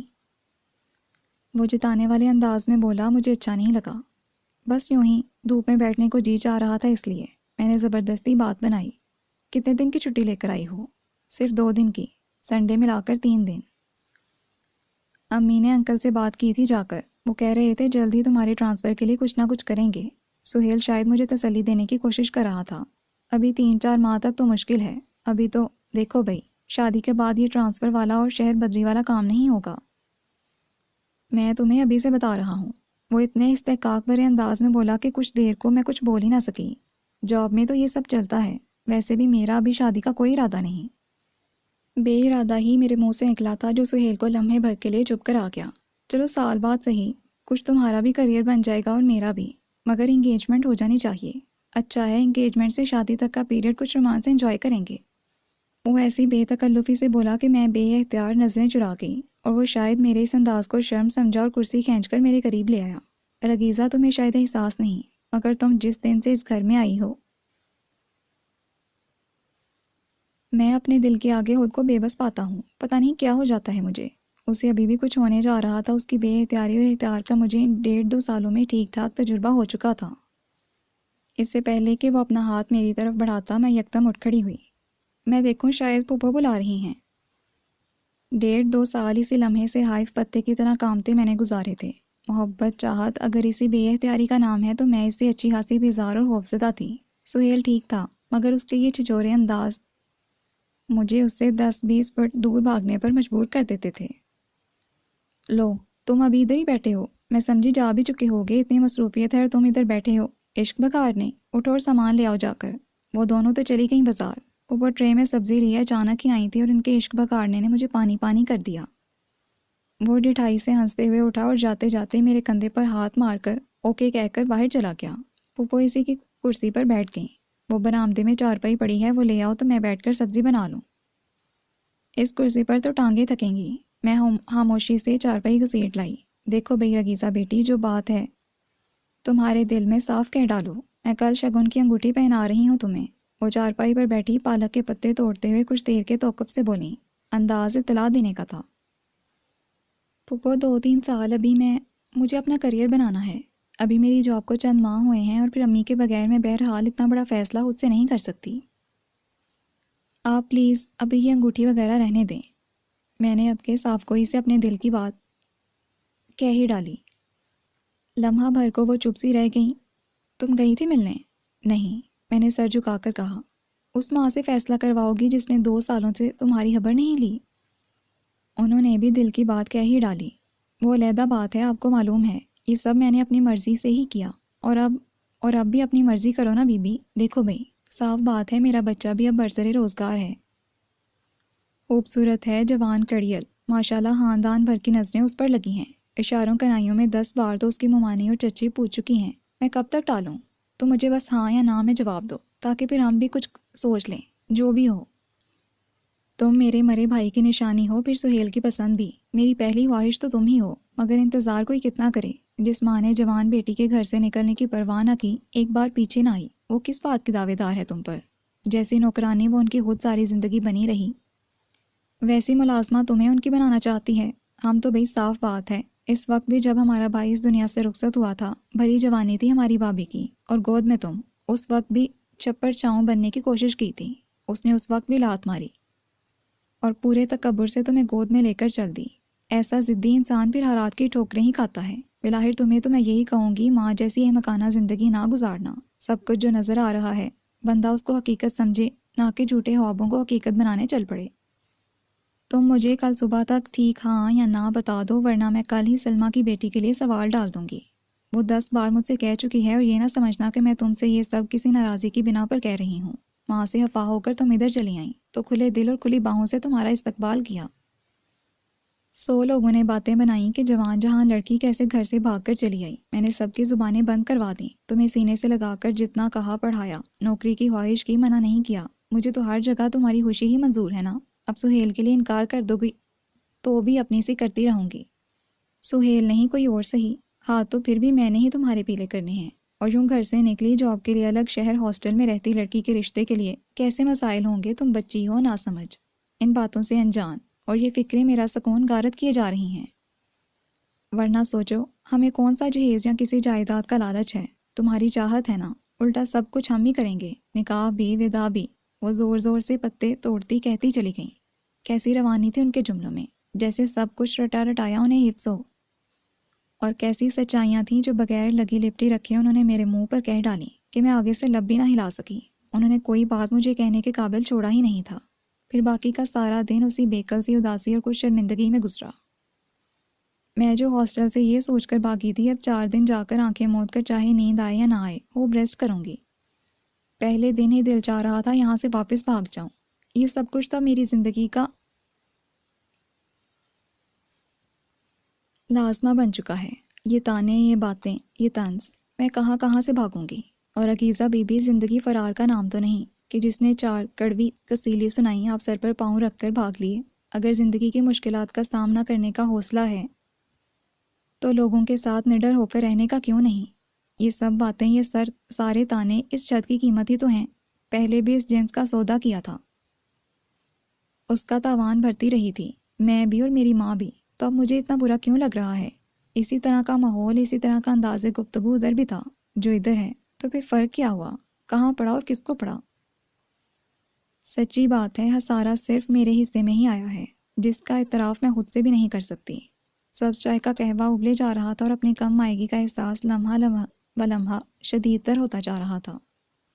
اور پپو درست کہتی ہیں، میرے پاس چوائس ہے ہی کہاں؟ ادھر کنواں تھا، ادھر کھائی، اور اگر دونوں میں گرنے کا ارادہ نہ ہو تو تیسرا اور آخری انتخاب شادی نہ کرنے کے فیصلے پر کھڈے میں چنانگ لگانی پڑے گی، اور وہ آخری کھڈا نہیں ہوگا، لامت نہ ہی کھڈوں کی تمہید۔ تو بہتر نہیں میں کھائی میں ہی جا گروں؟ ادھر دکھاوے کی صحیح محبت، پرواہ تو ہے، محبت نہ صحیح، میرے ہونے کا احساس تو ہے سب کو، اور جب سے مجھے یہ شاندار جاب ملی ہے یہ احساس اور بھی بڑھ گیا ہے۔ پپو کو ان سب خدشات کا احساس ہے، تو وہ جس کی کوکھ سے میں نے جنم لیا، جس کے ایک ایک درد پر بیٹھ کر میں نے پہروں آنسو بہائے، جلتی کرتی رہی اور اس رات بھی اس کی عزت کی، اسی کی قدر بڑھانے کو میں نے اپنا سب کچھ داؤ پر لگا دیا تھا۔ اس نے تو ایک بار بھی پلٹ کر میری خبر نہ لی۔ ایسی ہوتی ہیں مائیں، اور ایسی ہوتی ہے ان کی محبت، ان کی ممتا۔ اوفو بھئی، چائے نہ ہوگی، پائے ہوگے؟ بنی نہیں ابھی تک؟ نیلم بھابھی بولتی ہوئی آ رہی تھیں۔ مونا کی فرینڈز شام سے آئی ہوئی تھیں اس کی شادی کے کپڑے دیکھنے۔ کھانے کے بعد سب نے سبز چائے کی فرمائش کی تھی اور میں خود ہی بنانے چلی آئی تھی۔ لاؤنج سے ڈیک کی آواز پورے گھر میں تھرتھرا رہی تھی۔ میں چپکے سے کچن کا پچھلا دروازہ کھول کر صحن میں آ گئی۔ نیلم بھابھی خود ہی چائے لے جائیں گی۔ اس وقت ان کے فضول کہوں، ہنسی مذاق اور ٹٹوں کو سننے کی مجھ میں تاب نہیں تھی۔ باہر یا ہواؤں نے میرا استقبال کیا تھا۔ جھرجھری سے لے کر کندھوں پر پڑی شال اچھی طرح اوڑھ لی۔ امی کو اگر میری پرواہ ہوتی تو پپو بتا رہی تھیں چچا کی سالی کی کوئی رشتہ دار ادھر آئی تھیں، ادھر گئی تھیں۔ اس نے باتوں میں ذکر بھی کیا کہ پپو کا ارادہ ہے اپنی بھتیجی سے سہیل کا رشتہ کرنے کا۔ ان دنوں میرے دل کو کیسی خوشگمان سی آس لگی تھی کہ آج کل میں ضرور امی رابطہ کریں گی، مگر وہ کیوں رابطہ کرتی؟ انہوں نے ساری زندگی ان لوگوں سے کوئی تعلق نہیں رکھا، تو محض میری خاطر وہ اپنی انا کو کیوں جھکاتی؟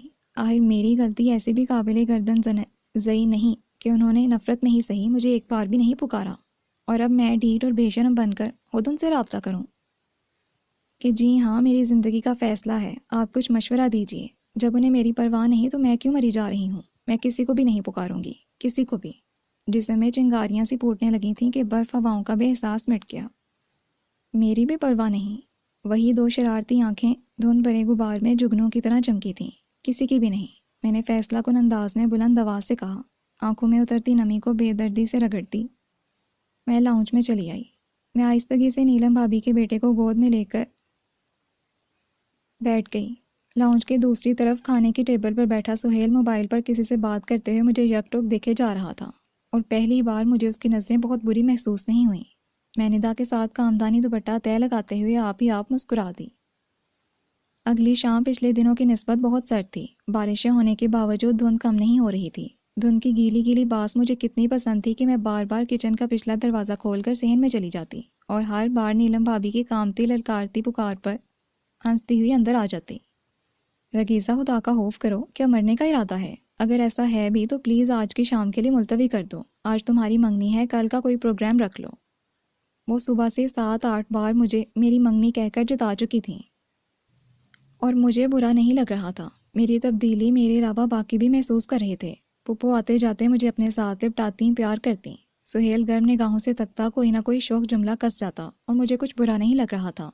کہتی ہو تو ماں کو فون کر کے بلوا لوں؟ اس نے تو ڈٹھائی پکڑ رکھی ہے، تم اپنے فرض سے کوتاہی کیوں کرو؟ پھپھو نے شام کو مجھ سے کہا تو لمحے بھر کو میرے اندر ڈھیر ساری دھند اتر آئی۔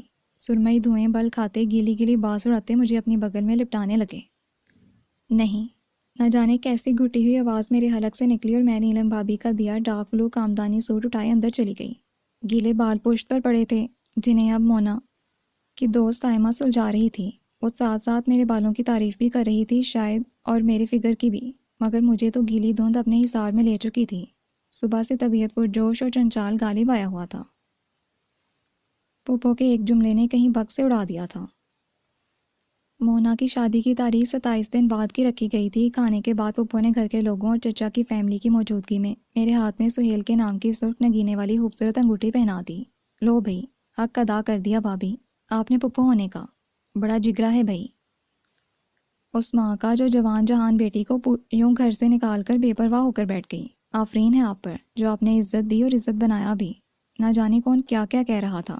کسی کی نظریں میرے خوبصورت سراپے، حسین روپ، میری تعلیمی قابلیت، میری لیاقت، میری شاندار جاب اور میری اس نام نہاد خودداری اور غیرت کی طرف نہیں جا رہی تھی۔ سب کو پھپھو کی فراق دلی، محبت اور صحاوت دکھائی دے رہی تھی۔ میری ماں کی بے حسی، میرا یوں بے آسرا ہونا، اور پھپھو کی فیملی کا مجھ جیسی لڑکی کو اپنے گھر کی عزت بنا لینا۔ کسی کو سہیل کی محض انٹر کی سنت، 3rd ایئر میں آنے والی 3 سپلیز کے بعد تعلیم کو خیر بات کہہ دینا، معمولی سی جاب، عام سی شکل و صورت اور مڈل کلاس کا عام سا شخص ہونا نظر نہیں آ رہا تھا۔ رویوں کا یہی تضاد اگر ماضی میں میری سوچوں کو بچوں کی طرح ڈنکتا تھا تو آج بھی وہی بچو اس بڑی محفل میں ڈنک رہا تھا، اور میں سی نہیں کر رہی تھی۔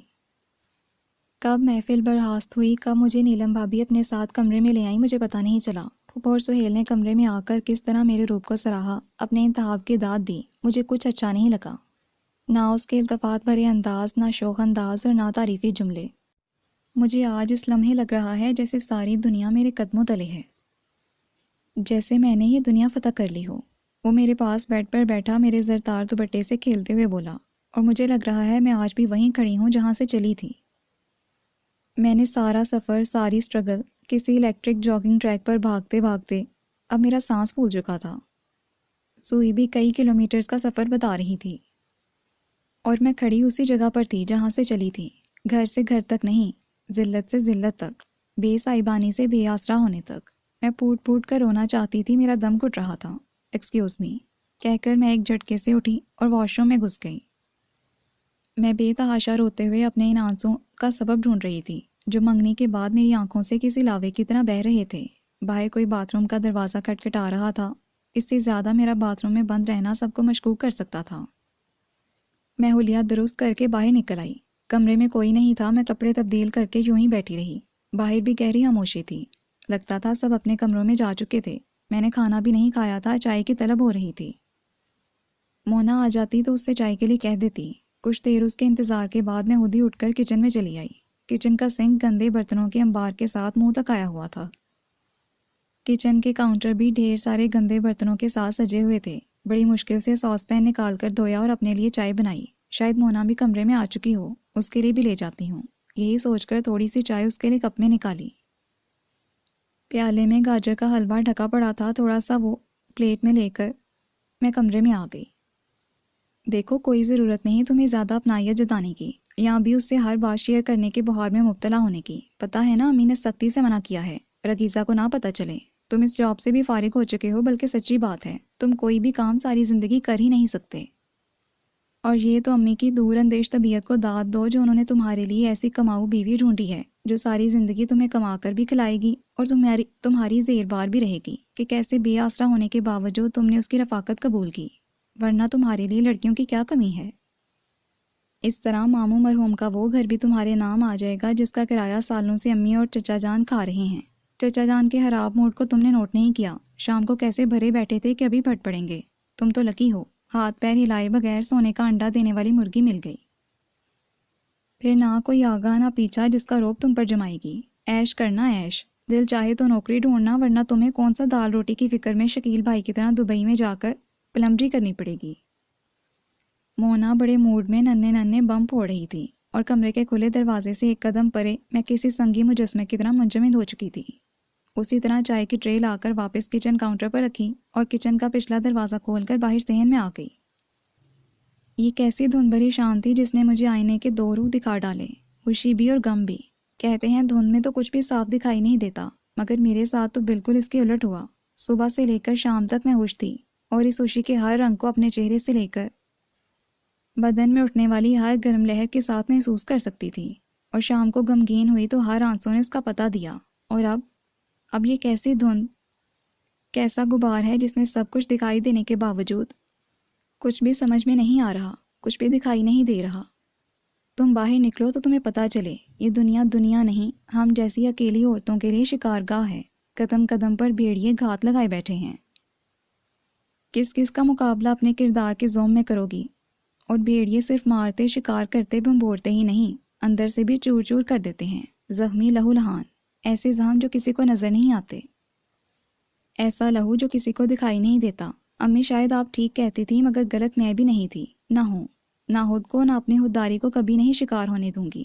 یہ میرا خود سے عہد ہے، اور میں اس عہد سے موت کے آخری پل تک نہیں پھروں گی۔ اگلی صبح میری واپسی تھی، حالانکہ جانا تو مجھے دوپہر کے بعد تھا۔ ضروری کام کا بہانہ کر کے میں 11 بجے ہی نکل آئی تھی، اور جانے سے پہلے انگوٹھی اتار کر چپکے سے پھپھو کے کمرے میں ان کے تکیے کے نیچے رکھا ہی تھی۔ پھپھو وہ اسی شہر میں ہے۔ تبریز کی اطلاع پر ان کے چہرے کا رنگ ایک پل کے لیے بدلا تھا۔ پھر میں کیا کروں؟ انہوں نے کٹھور پن سے کہہ کر سبین کی شادی کی گرم شالیں طے کرنا شروع کر دیں۔ پھپھو، اس کا جرم اتنا بڑا نہیں جو آپ یوں لاتعلقی دکھا کر اس سے ہر رشتے سے انکار کر رہی ہیں۔ تبریز، تم جانتے ہو میں نے ایسا کچھ نہیں کیا۔ آج میں جو بھی ہوں، جہاں کھڑی ہوں، صرف اس کے لیے، اسی کی خاطر۔ اور اس نے کیا کیا؟ اس بھری دنیا میں مجھے تماشا بنا گئی۔ کسی سے نظر ملا کر بات کرنے کے قابل نہیں چھوڑا اس نے مجھے۔ میرا اعتماد، میرا بھروسہ، میری خودی کو چکنا چور کیا ہے اس نے۔ پھر جب وہ 1.5-2 سال میرے بغیر رہ سکتی ہے تو یقیناً اب بھی اسے میری ضرورت نہیں۔ میری دعا ہے جہاں رہے خوش رہے، اور اللہ کی امان میں، وہ اطمینان بھرے انداز میں کہتے ہوئے شال پیک کر رہی تھیں۔ پھپھو، یہ سب صحیح نہیں ہے۔ وہ ویمن ہاسٹل میں رہ رہی ہے، اور ادھر کا ماحول، اور معلوم ہے آپ کو، اتنی کمزور ہو گئی ہے کہ بالکل ہڈیوں کا ڈھانچہ محسوس ہوتی ہے۔ اس نے ممتا والا حربہ استعمال کیا۔ جسمانی طور پر کمزور ہوئی ہے، اندر سے ابھی بھی مضبوط ہے، اسی لیے تو اسے کسی کو پکارنے کی ضرورت محسوس نہیں ہوئی۔ تو آپ چاہتی ہیں وہ اندر سے بھی ڈھہ جائے؟ وہ جھلا کر بولا۔ اور پھر کیا پتا وہ آپ کے پکارنے کے منتظر ہو۔ میں اس کی ماں ہوں، وہ میری ماں نہیں۔ وہ اسی ٹھنڈے لہجے میں بولی۔ کبھی کبھی بچوں کی ضد کے آگے بڑوں کو جھکنا پڑتا ہے، اور پھپھو وہ ابھی اتنی بھی میچور، اتنی بالغ نظر نہیں ہوئی کہ زندگی کے ہر محاذ پر ہر مشکل کا ڈٹ کر مقابلہ کر سکے۔ تبریز، تم اسے اپنی نظر سے دیکھتے ہو، کمزور، ڈرپوک اور تھوڑی ناسمجھ۔ میں بھی یہی سمجھتی تھی، اسی طرح ڈیل کرتی تھی اسے، مگر اس کے اس حد تک قدم اٹھا لینے کے بعد میں نے اس کے متعلق اپنا زاویہ نظر درست کر لیا ہے۔ وہ بالغ ہے اور اپنے فیصلے خود کرنے کی مختار ہے، جیسے میں نے اپنے وقت پر وہ فیصلہ کیا جو مجھے درست لگا، اپنے اور اس کے حق میں۔ اس نے بھی وہی فیصلہ کیا جو اسے درست لگا، اور اتنی شخصی آزادی سب کا حق ہوتا ہے۔ ان کی مشہور زمانہ ممتا نہ جانے کون سی برف تلے خواب و خرگوش کے مزے لے رہی تھی، ذرا بھی نہ پگھلی، نہ تڑپی۔ تبریز کو غصہ آنے لگا، اور اس شخصی آزادی کے چکر میں وہ غلط ہاتھوں میں چلی گئی یا کوئی بے حد غلط فیصلہ کر بھی چکی تو پلیز پھر نہ روئیے گا۔ میں آپ کو وارن کر رہا ہوں، اسے بہرحال آپ کی ضرورت ہے۔ ذرا ایک بار جا کر اس کی حالت تو دیکھیں۔ آنکھوں کے گرد سیاہ گہرے ہلکے ہیں، جیسے وہ کتنے زمانوں سے نہیں سوئی۔ وہ آپ کے ساتھ سونے کی عادی تھی، سوچیں بھلا ساری عمر کی عادت کیا چند مہینوں میں چھٹ گئی ہوگی؟ کیا آپ سے بچھڑ کر وہ سکون سے سوئی ہوگی؟ کیا آپ کو خیال نہیں آتا کیسی ماں ہیں آپ؟ وہ تلی سے کہتے ہوئے اٹھ کر چل دیا، اور وہ جو نہ جانے کیسے اس کے سامنے ہاتھ پر بند باندھے بیٹھی تھیں، اس کے جاتے ہی گرم گرم آنسو بہہ نکلے۔ اس کے ہلکے تمہیں نظر آ گئے۔ کیا میری یہ متورم آنکھیں تمہیں نظر نہیں آتی، جو رات بھر چونک چونک کر جاگتی ہیں اور ہڑبڑا کر اپنا پہلو ٹٹولتی ہیں؟ وہ جسے میں نے چڑیا کے بوٹ کی طرح زمانے کے سرد و گرم سے بچا کر کسی نازک گڑیا کی طرح پالا، اتنی خودسر، اتنی نڈر ہو گئی کہ مجھے ہی آنکھیں دکھاتی، سب کے سامنے ذلیل کر کے ڈٹھائی اور دیدہ دلیری سے چھوڑ کر چلی گئی۔ پھر میں اس کے پیچھے کیوں جاؤں؟ کیوں؟ بچے ضدی ہو جائیں تو ماؤں کو جھکنا پڑتا ہے، اور وہ بڑے ہونے کے باوجود اتنی بڑی نہیں ہوئی کہ اس کی ضد اور خود سری سے ہائف ہو کر میں اس سے اپنا ہر تعلق ہی توڑ لوں۔ اسے دیکھوں گی تو کیا خود کو باندھ سکوں گی؟ کبھی نہیں۔ ان کا بندھایا، سمجھا بجھایا دل کیسے ان کے ہاتھوں سے نکل گیا تھا۔ برف تلے سوئی ممتا انگڑائی لے رہی تھی، یا خود پر باندھا ضبط کا بندھن ٹوٹنے لگا تھا۔ بہت سے ڈر گئیں، اور چہرہ صاف کر کے بڑے انہماک سے شالیں پیک کرنے لگیں۔ مگر ان کے کپکپاتے ہاتھ ان کے اعصاب کی طرح ساتھ دینے سے انکاری تھے۔ انہوں نے تھک کر سب کچھ ایک طرف ڈال دیا اور گمسم کو سوچنے لگیں۔ کیا بات ہے رگیزہ، تم انگوٹھی میرے تکیے کے نیچے کیوں رکھائیں؟ میری توقع کے عین مطابق اگلی صبح ہی پھپھو کا بکلایا ہوا فون آ گیا، کیونکہ میں اپنے مرحوم ابو کے چھوڑے ہوئے مکان کے لیے کورٹ میں رٹ دائر کروانے جا رہی ہوں، جس کا کرایہ آپ اور چچا پچھلے 22 سالوں سے بغیر ڈگار لیے ہضم کر رہے ہیں۔ تو اس کیس کی عدالت میں جانے کے بعد آپ یقیناً مجھ سے ایسا کوئی بھی رشتہ جوڑنا پسند نہ کرتی، اس لیے آپ کی مشکل کو آسان کرنے کی خاطر میں خود ہی وہ انگوٹھی اتار کر آپ کے تکیے کے نیچے رکھائی۔ میں نے اندھیرے میں تیر چلایا۔ پھپھو کا اگلا جملہ مجھے بتا سکتا تھا کہ میرا یہ تیر صحیح نشانے پر لگا ہے یا اندھیرے میں کہیں گم ہو گیا، مگر وہ کتنی دیر تک کچھ بول ہی نہ سکیں۔ تمہارا دماغ درست ہے؟ کیا کہہ رہی ہو تم؟ کون سا مکان، کون سا کرایہ؟ ان کا ہکلایا ہوا لہجہ اور لرزتی ہوئی آواز مجھے صاف بتا گئی کہ تیر نشانے پر لگا ہے۔ کس بدذات نے تمہیں یہ پٹی پڑھائی ہے؟ میری عقل بدذات نے، میں نے اطمینان سے جواب دیا۔ بھول ہے تمہاری۔ ایسا ہے سے کچھ تمہارے مرحوم والد صاحب چھوڑ کر نہیں گئے۔ ایسا ہوتا تو تم ماں بیٹی یوں لوگوں کے گھروں میں برتن مانج کر رہنے کا آسرا نہ مانگتی پھرتی۔ وہ رونق بھرے انداز میں بڑی تحقیر سے بولی۔ ہمیں برتن مانجنے اور در در کے دھکے بھی آپ کی حباست بھری ذہنیت نے دیے۔ ہمت کر کے پھپھو جان اب آئینہ دیکھ ہی لیجئے۔ بدذات یہ صلا دیا، محبت میری ہمدردی کا۔ جب ماموں کے گھر سے دھتکار کر نکالی گئی تو کس نے تجھے پناہ دی، آسرا دیا؟ اللہ جانے کہاں کہاں منہ مار کر آئی تھی، مجھے کیا پتا۔ آسرا ہی نہیں دیا، کھلایا پلایا، پہنایا اڑایا، لکھت پڑھت کے قابل بنایا، اور اب آستین کا سام بنی ہمیں ہی ڈسنے کو آ رہی ہے۔ نکلی نا اسی حرام ہور ماں کی بیٹی، جیسی ماں ویسی بیٹی۔ پھپھو کی برداشت یہیں تک تھی، سارا پیار لگاوٹ اپنی دم پر پیر آتے ہی دم توڑ گیا۔ غلط پھپھو جان، جیسی پھپھی ویسی بھتیجی۔ میری ماں ایسی حرام ہور یا مکار ہوتی تو آپ جیسے لوگوں سے منہ چھپا کر غلامی نہ قبول کرتی، جیسی آپ کا آئیاں ہیں حساب کتاب میں کنی نہ کھانے والی، ویسی آپ کی بھتیجی۔ اور سنیں، اتنے سال آپ نے اور چچا حضور نے جو میرے باپ کے مکان کا کرایہ کھایا، اس میں سے چند ماہ اگر مجھ پر خرچ کیا ہوگا تو کیا کمال ہوا۔ اور رہی طرز اور ہمدردی کھانے کی بات، یہاں بھی آپ نے گھاٹے کا سودا نہیں کیا۔ شروع میں جب آئی تو آپ کے پورے گھر میں میری 2 روٹیاں بھاری پڑ رہی تھیں، اٹھتے بیٹھتے نادیدہ بوجھ کے بڑھ جانے کے تذکرے۔ میں بے وقوف یا کم عقل نہیں تھی، اور اب میری شاندار جاب کے شروع ہوتے ہی اپنے نکھٹو، آوارہ، بے روزگار اور کم پڑھے لکھے بیٹے کے لیے مجھ جیسی زیر بار کماؤ بیوی ڈھونڈ کر تو آپ نے حساب دانی میں گویا کمال ہی کر دیا۔ مگر پیاری پھپھو جان، ہر بار فتح شاہ کی نہیں ہوتی۔ اکثر چال چلنے والے کو پتہ بھی نہیں چلتا کہ وقت اس کے ساتھ کوئی بھی چال چلنے کی تیاری کر رہا ہے، اور جب وہ چال سامنے آتی ہے تو اس کا حال۔ بہرحال آپ لوگ وہ مکان حالی کروا دیں، ورنہ میں کورٹ میں جا رہی ہوں دعویٰ دائر کرنے، اور بقول آپ کے میں کون سی باکردار ہوں جو خود پر کیچڑ اچلنے کا مجھے ڈر ہوگا۔ بدنام تو ہم ہیں ہی صحیح تو یوں بھی صحیح، میں بے آسرا اور تھوڑی بے وقوف ضرور ہوں، مگر اپنی آنکھیں کھلی رکھتی ہوں۔ یاد رکھیے گا 1-2 دن میں آپ کو نوٹس مل جائے گا۔ خدا حافظ۔ اس کے بعد وہ کیا کچھ کہنے والی تھی میں جانتی تھی۔ پھر فون دن بھر وقفے سے بجتا ہی رہا، اور CLI پر آیا نمبر دیکھ کر میں پھر سے اپنے کام میں مصروف ہو جاتی۔ یہ سبین کی شادی کا کارڈ ہے تمہارے لیے۔ میں اس قدر زور سے ڈری کہ کرسی سے 2 فٹ اچھل گئی۔ ہاتھ کام میں الجھے ہوئے تھے، دماغ پھپھو کی بدنیتی پر۔ میں ظاہری اور باطنی دونوں طرح سے حاضر نہیں تھی کہ اس کی آواز اور سلور کلر کے اس جگمگاتے کارڈ نے مجھے چونکا کر رکھ دیا۔ تو میں کیا کروں؟ میں نے اپنی حفت پر قابو پاتے ہوئے چڑھ کر کہا۔ وہ میرے یوں ڈر جانے پر اب کھل کر مسکراتے ہوئے محظوظ ہو رہا تھا۔ تم ابھی بھی کسی کے اچانک آ جانے پر یوں ہی ڈر جاتی ہو؟ میں تو سمجھا تھا اچھی خاصی سپرمین ٹائپ کوئی چیز بن گئی ہوگی، مگر تم تو… وہ لب دانتوں تلے دبا کر مسکرایا تو مجھے شدید غصہ آیا۔ شٹ اپ، آپ کو اس سے کوئی مطلب نہیں ہونا چاہیے کہ میں کیا تھی کیا ہوں، اور جانے دو یار، کیوں اپنا اور میرا بیڑا غرق کر رہی ہو؟ مت اتنی نفی کرو اپنے اندر اٹھنے والی آوازوں کی۔ میں جانتا ہوں تم سب کچھ حاصل کر لینے کے بعد بھی خوش نہیں ہو، تم خوش ہو بھی نہیں سکتی۔ کوئی انسان ادھورا ہو اور خوش ہو، یہ کیسے ممکن ہے؟ وہ بڑے دعوے سے میرے سامنے ٹانگ پر ٹانگ جمائے کہہ رہا تھا۔ اس پل مجھے اپنی حماقت کا شدت سے احساس ہوا۔ اگر وہ سرخ نگینے والی چمکتی دمکتی انگوٹھی میری انگلی میں ہوتی تو میں اس کو بتاتی میں کتنی خوش ہوں۔ نہ تو میں ناخوش ہوں نہ ادھوری۔ اگر آپ اپنے قیافے بیان کر چکے ہوں تو جا سکتے ہیں، میں بزی ہوں۔ مجھے پتا تھا وہ کتنا ڈھیٹ ہے، میرے بزی ہونے کو وہ ذرا خاطر میں نہیں لائے گا۔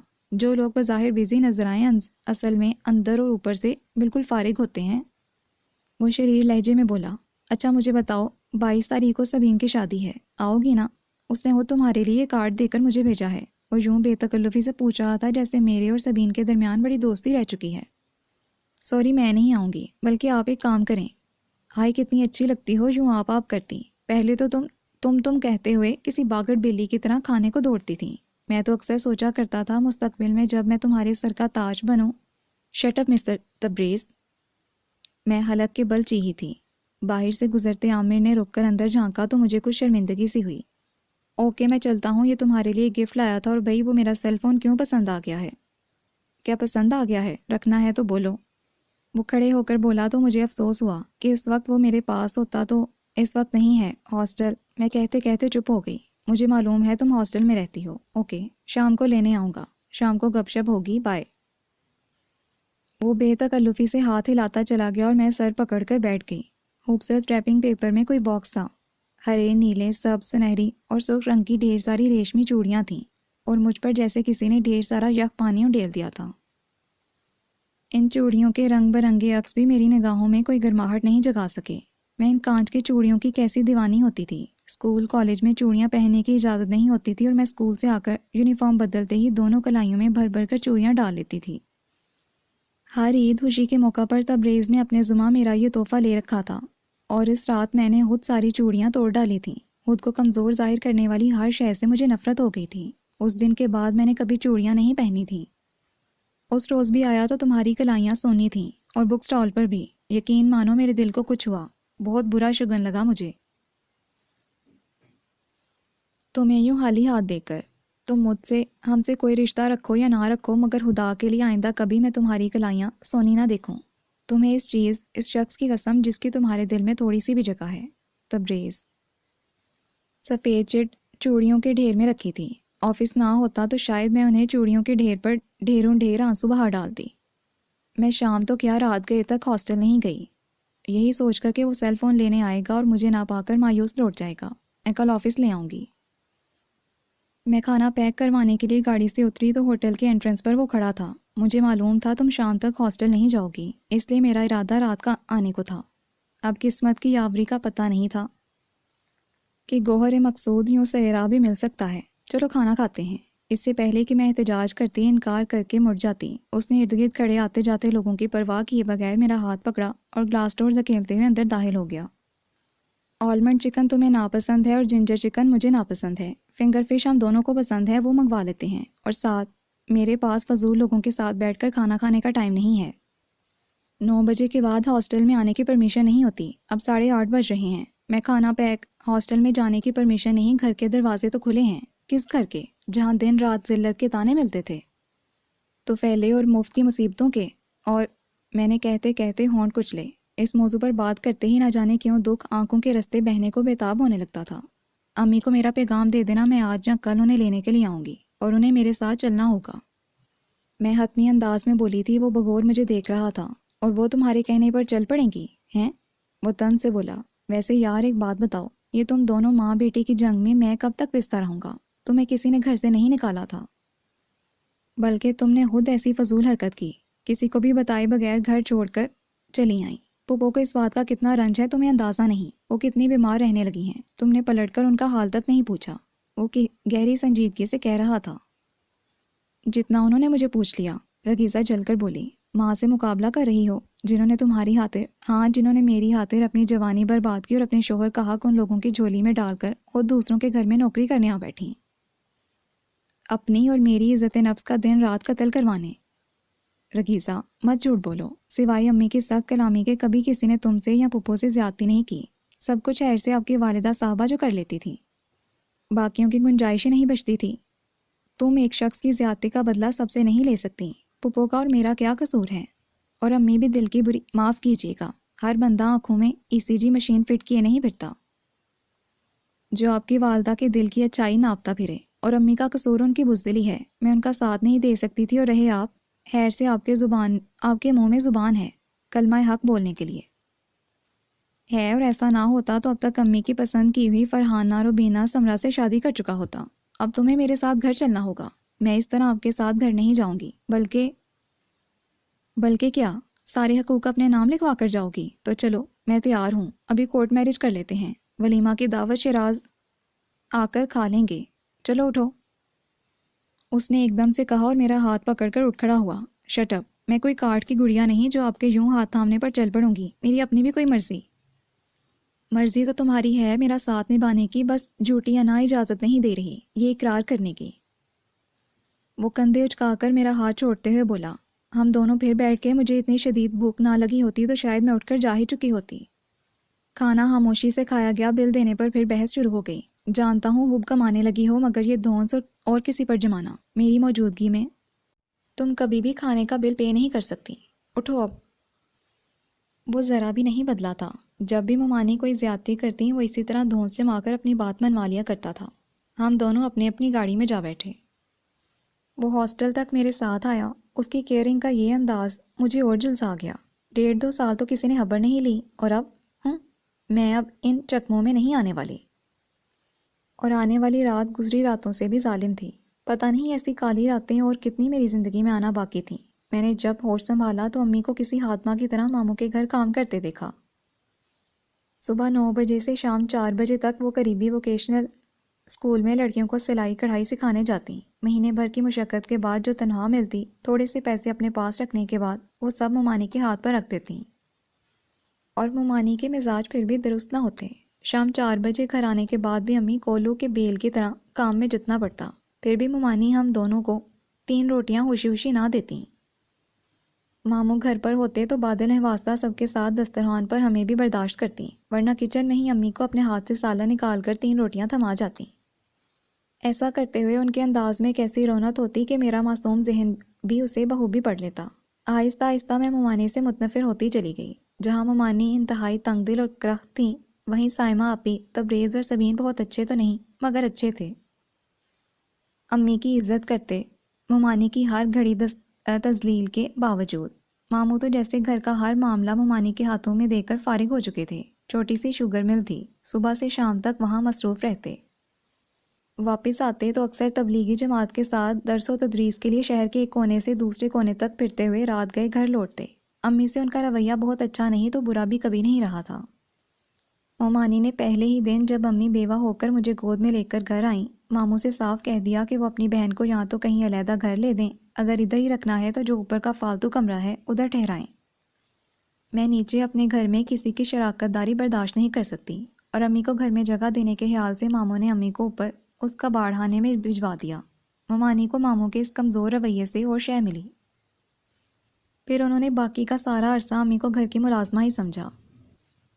گھر میں اچھے مہنگے پکوان پکتے تو ممانی سب کچھ فریج میں رکھ کر یا تو لاک لگا جاتی یا اپنے کمرے میں اٹھا کر لے جاتی، اور میں نے اتنے حتی میز رویے پر بھی کبھی امی کو رنجیدہ ہوتے نہیں دیکھا۔ بے وقوف، مہربان، محفوظ چت سے بڑھ کر کچھ نہیں چاہیے مجھے۔ اللہ کا شکر ہے اس نے بھائی بھابھی کے دل میں اتنی جگہ بنائی کہ انہوں نے ہم کو اپنے گھر میں ٹھکانہ دیا۔ اور کام کرنے کا کیا ہے، آدمی کے ہاتھ پاؤں گھس تو نہیں جاتے؟ اور اچھا کھانے کا کیا ہے، ذرا سے زبان کے چسکے کے لیے کیوں روؤں میں بھلا؟ امی ہر حد تک کو یوں ہی چٹکیوں میں اڑا دیا کرتی تھیں، اور میں اسی بات پر گھنٹوں کڑا کرتی تھی۔ آپ خود کماتی ہیں، ہم کہیں بھی کرائے کا گھر لے کر باعزت زندگی گزار سکتے ہیں۔ جو میں بڑی ہوتی گئی میری زبان پر یہ جملہ بار بار آتا گیا، اور امی کا ہر بار یہی جواب ہوتا، اکیلی عورتیں اس معاشرے میں تنہا رہ کر باعزت زندگی گزاریں، اس ہام خیالی سے باہر آ جاؤ، ہمارا معاشرہ اکیلی عورت کے لیے شکارگاہ ہے، کبھی بھول کر بھی گھر کی دہلیز پار نہ کرنا۔ امی کی بار بار تنبیہ کے باوجود میں نے یہ کر ہی ڈالا۔ ممانی نے تبریز کے لیے کوئی رشتہ پسند کیا، پہلے ماموں نے انکار کیا، پھر تبریز نے طوفان اٹھا دیا۔ میں شادی کروں گا تو صرف رگیزہ سے۔ اور اس وقت شو میں قسمت رات کے کھانے کے بعد سبھی وہیں موجود تھے۔ کیا اس لڑکی سے شادی کرو گے تم، جو ساری زندگی ہمارے ٹکڑوں پر پلتی رہی، اب مجھ پر حکومت کرے گی؟ رہنے دو تبریز، کیوں مذاق کرتے ہو؟ ارے ان ماں بیٹی کو تو جھوٹ کھانے کی عادت ہے، سچا کھانا ہضم نہیں ہوگا انہیں۔ ابھی ممانی یہیں تک کہہ پائی تھیں کہ میرے اندر برسوں سے پکتا لاوا کسی آتش فشاں کی طرح پھٹ کر بہہ نکلا۔ ہم جھوٹ کھاتے ہیں تو آپ اپنے گریبان میں منہ ڈال کر دیکھیں، کیسی شکل نظر آئے گی آپ کو اپنی، ایک گری ہوئی گھٹیا عورت کی، جو ظالم ہی نہیں، کمینی اور بدنیت بھی ہے۔ نوکرانی کی طرح میری ماں سے بگاڑ لیتی ہو، اور کمینوں کی طرح ایک ایک نوالا گن کر دیتی ہو، جیسے ہم مفت میں پڑے ہیں ادھر۔ مہینے بھر محنت کر کے میری ماں جو کماتی ہے، تمہاری گاسب ہتھیلی پر رکھتی ہے، پھر بھی تمہیں غرور سے اپنی اس راجدھانی کا غرور ہے اپنی اس راجدھانی کا۔ میں لات مارتی ہوں تمہاری سلطنت کو اور تمہارے بیٹے کے پروپوزل کو۔ غصے سے تمتماتے یہیں تک کہہ پائی تھی کہ امی کے تڑ تڑ تماچوں نے مجھے آسمان سے زمین پر پٹک ڈالا۔ حرام ہور، جس تھالی میں ساری زندگی کھایا اسی کو لات مارتی ہو، احسان فراموش بھول گئیں؟ اس چھت کے احسان کو جب تمہارے ددیال والوں نے 4 اینٹوں کے لالچ میں تم سے، مجھ سے، اپنے مرے ہوئے بھائی کی نشانیوں سے لاتعلقی اختیار کی، اس وقت اس مہربان چھت نے ہمیں پناہ دی۔ نہ یہ لوگ ہمیں ادھر جگہ دیتے تو اب تک معاشرہ ہمیں نوچ ناچ کر پھینک چکا ہوتا۔ نکلی نا تم بھی اپنے ددیال والوں جیسی احسان فراموش۔ امی مجھے مارتے چلاتے بے حال ہو کر گر گئیں۔ میں احسان فراموش ہوں یا نہ قدردان، مگر بزدل اور بے غیرت نہیں۔ میں اب اس گھر میں ایک پل نہیں رہوں گی جہاں چھت کے تاوان نے میری عزت نفس کو ایک بار نہیں بار بار قتل کیا ہے۔ آپ کو میرے ساتھ چلنا ہوگا ابھی اسی وقت۔ ان تماچوں نے بھی میرے دماغ کی روح نہ بھٹکائی تھی۔ میں اسی طرح دو بدو چلائی یہ دیکھے بغیر کہ امی بے ہوش ہو چکی تھیں، اور اگلی صبح میں نے وہ گھر چھوڑ دیا۔ امی کو خط لکھ کر بتائی کہ میں پھپھو کی طرف جا رہی ہوں، اگر آپ کو میری کچھ پرواہ ہو تو چلی آئیے گا۔ آنا کیا تھا، امی نے پلٹ کر میری خبر بھی نہ لی۔ ایم اے اکنامکس کا میرا فائنل ایئر تھا۔ شروع میں پھپھو اور ان کے گھر والوں کا رویہ ممانی سے بھی خراب تھا، پھر جیسے ہی میری جاب سٹارٹ ہوئی ان کا رویہ بھی بہتر ہوتا چلا گیا، اور اس دھند کی شام نے مجھے بتایا ان کا رویہ کیوں بہتر ہوا تھا۔ کروٹیں بدل بدل کر تھک چکی تھی کہ رات کے آخری پہر نیند مہرباں ہو ہی گئی۔ الارم بجنے سے پہلے ہی کوئی مجھے جھنجھوڑ کر اٹھانے لگا۔ رکیزہ، تمہاری امی کو ہارٹ اٹیک ہوا ہے، اٹھو، تمہارے ماموں لینے آئے ہیں، میڈم روحی نے جھنجھوڑتے ہوئے مجھے بتایا، اور میری آنکھوں سے نیند بھگ سے اڑ گئی۔ میں آنکھیں پاڑے نافہم انداز میں انہیں دیکھ رہی تھی۔ ایسا تو میں نے نہیں چاہا تھا۔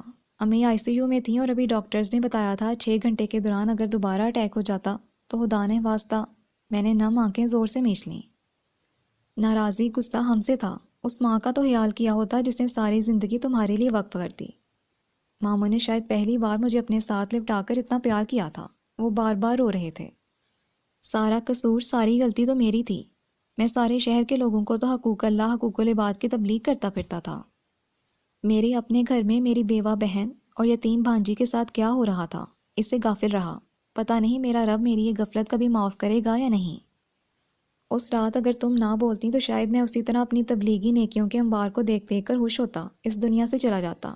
میں نے بہت بار تمہیں گھر لانے کا کہا، اور ہر بار عارفہ مجھے یہی کہہ کر روک دیتی، بھائی جان وہ دنیا کو پرکھنے نکلی ہے، ایک بار اسے تجربہ کر لینے دیجیے، میرے آپ کے سمجھانے سے اسے کچھ سمجھ میں آنے نہیں آئے گا۔ اس کے لیے تم کیا تھیں، کاش اس کا دل چیر کر دیکھ سکتی۔ تمہارے لیے اس نے اپنے شوہر کے گھر کے کاغذات تمہارے چچا اور پھوپھی کے سامنے تم پر سے وار کر ان کے منہ پر دے مارے تھے، جو عارفہ کو گھر دینے کے عوض تمہیں اسے چھین لینا چاہتے تھے۔ بھولی بیٹی، چھت تو اسے مل رہی تھی مگر غیر محفوظ، جہاں ہر گھڑی لٹیروں کے نقب لگانے کا خطرہ رہتا تھا۔ تمہارے چچا اور پھوپھی کبھی اسے اس گھر میں سکون سے نہ رہنے دیتے۔ اس نے تمہارے اپنے تحفظ کی خاطر وہ گھر بھی انہیں بخش دیا اور خود اس گھر کی نوکرانی بننا قبول کر لیا۔ کاش میرا اللہ میری آنکھیں کھول دیتا۔ میری بہن کے ساتھ ظلم ہوتا رہا، چراغ تلے اندھیرا، اور کسے کہتے ہیں بھلا، اور دیکھو اپنی ممانی کی طرف کیسے جھکی ہیں۔ میرے غصے ناراضی نے اسے نہیں جھکایا، بیٹے کی ضد نے توڑ ڈالا ہے، جو تمہارے سوا اور کسی سے شادی کے لیے تیار ہی نہیں۔ یہ اولاد بھی کیا چیز ہوتی ہے، تناور درختوں کو کمزور شاہوں کی طرح جھکنے پر مجبور کر دیتی ہے۔ ماموں کہے جا رہے تھے اور میری نظروں کے سامنے سے دھند کی چادر ہٹتی جا رہی تھی۔ ممانی کی نظروں کا تنتنا جانے کیسے نرمی میں ڈھل چکا تھا، مگر مجھے اس وقت ان کے تنتنے یا نرمی کی پرواہ نہیں تھی، اپنی ماں کی زندگی کی فکر تھی، جس سے ہاتھ پیر جوڑ کر مجھے معافی مانگنا تھی۔ میں دنیا کو پرکھ آئی تھی، وہ سارے تجربے جو انہوں نے ایک عمر تیاگ کر حاصل کیے مجھے ان 1.5 سالوں میں ہو گئے تھے۔ ایک اکیلی عورت کے لیے محفوظ چھت سے بڑا کوئی تحفہ نہیں، تو مجھ جیسی ضدی ناسمجھ بیٹی کے لیے ماں کی محبت سے بڑھ کر کوئی انعام نہیں۔ دنیا کا تجربہ تو ہوا، ممتا سے دوری نے بھی مجھے بہت کچھ سکھا دیا۔ ساری دنیا بھلے آپ کے قدموں تلے ہو، اگر آپ کی ماں، آپ کا سب سے پیارا رشتہ آپ سے راضی نہیں تو سب سہولتوں، سب آسائشات کے ہوتے ہوئے آپ کا سکون نہیں مل سکتا۔ جیسے میں 1.5 سالوں سے آرام و سکون کے لیے، میٹھی نیند کے لیے ترس رہی تھی۔ امی، میری پیاری امی، ہوش میں آ جائیں۔ امی، مجھے آپ کے محبت بھرے سینے سے لگنا ہے۔ امی، میں کوریڈور کے کونے میں نماز کے لیے بنی جگہ پر سجدے میں پڑی رو رو کر اپنی ماں، اپنی ناراض ماں کی زندگی کی دعائیں مانگ رہی تھی۔ رگیزہ اٹھو، اللہ نے تمہاری دعائیں سن لیں، پھپھو کو ہوش آ گیا ہے، چلو ان کو سرپرائز دو۔ تبریز نے مجھے امی کی زندگی کی نوید نہیں، مجھے جنت مل جانے کی بشارت دی تھی۔ میں پاگلوں کی طرح اٹھ کر بھاگی تھی۔ پلیز آرام سے، انہیں ابھی کوئی جذباتی دھچکا نہیں دینا۔ ڈاکٹرز کسی کو اندر نہیں جانے دے رہے، صرف تم جاؤ اور خاموشی سے ان کے پاس کچھ دیر بیٹھ کر باہر آ جاؤ۔ اس نے دروازے کے قریب میرا ہاتھ پکڑ کر مدھم آواز میں مجھے سمجھایا، اور پہلی بار مجھے اس کی بات سمجھ میں آئی، اور آنسوؤں سے تر چہرہ صاف کرتے ہوئے سر ہلا کر میں آہستگی سے دروازہ کھول کر اندر چلی آئی۔ امی کی نگاہیں دروازے کی طرف ہی لگی تھیں۔ تبریز کی نصیحت میں پل بھر میں بھول گئی۔ امی کہہ کر جو ان کے قدموں پر سر رکھ کر روئی تو جیسے سنبھلنا بھول گئی۔ ایک بار پھر تبریز نے ہی آ کر مجھے اٹھایا اور امی کے پاس کھڑا کر دیا۔ پھپھو، یہ نالائق آ گئی ہے، اب آپ جلدی سے اچھی ہو جائیے، پھر اسے خوب سزا دیں گے ہم دونوں، ٹھیک ہے نا؟ وہ بڑی نرمی سے امی کے بالوں پر ہاتھ پھیرتے ہوئے بولا۔ تو امی کے زرد چہرے اور خشک ہونٹوں پر بڑی جاندار مسکراہٹ ابھری تھی۔ مجھے لگا جیسے ساری کائنات ہی مسکراتی ہو۔ پھپھو، اب ٹھیک ہے نا؟ اس نے ایک دم مجھے کندھوں سے پکڑ کر اپنے ساتھ لگایا اور ذرا سا جھک کر بولا، بالکل ٹھیک ہے نا عارفہ، بس تم جلدی سے اچھی ہو جاؤ، پھر ان دونوں بھگوڑوں کو ایک رسی سے باندھتے ہیں، ٹھیک ہے نا؟ یہ مومانی تھی یا ان کی کوئی بچھڑی بہن؟ میں دیکھتے ہوئے بھی پہچان نہ پائی اور بدک کر تبریز سے پرے ہو گئی تو مومانی نے مجھے اپنے ساتھ لگا لیا۔ دیکھا، بدلتا ہے رنگ آسماں کیسے کیسے۔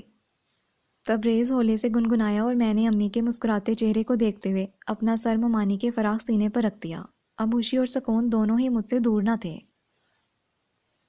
میں نے ایک نظر تبریز پر اور دوسری امی کے چہرے پر ڈالی۔ ایک لمبی مسافت کی آبلا پائی فقط پیروں کو چھو سکی تھی اور اب یہ تھکن بھی دور ہونے کو تھی۔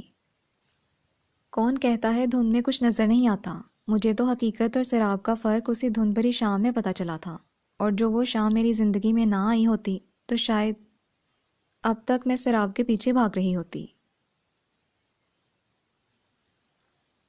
جی لسنرز، یہ ناول تو کمپلیٹ ہو گیا ہے۔ آپ کو یہ ناول کیسا لگا کمنٹ سیکشن میں ضرور بتائیے گا۔ اپنا بہت خیال رکھیے گا۔ اللہ حافظ۔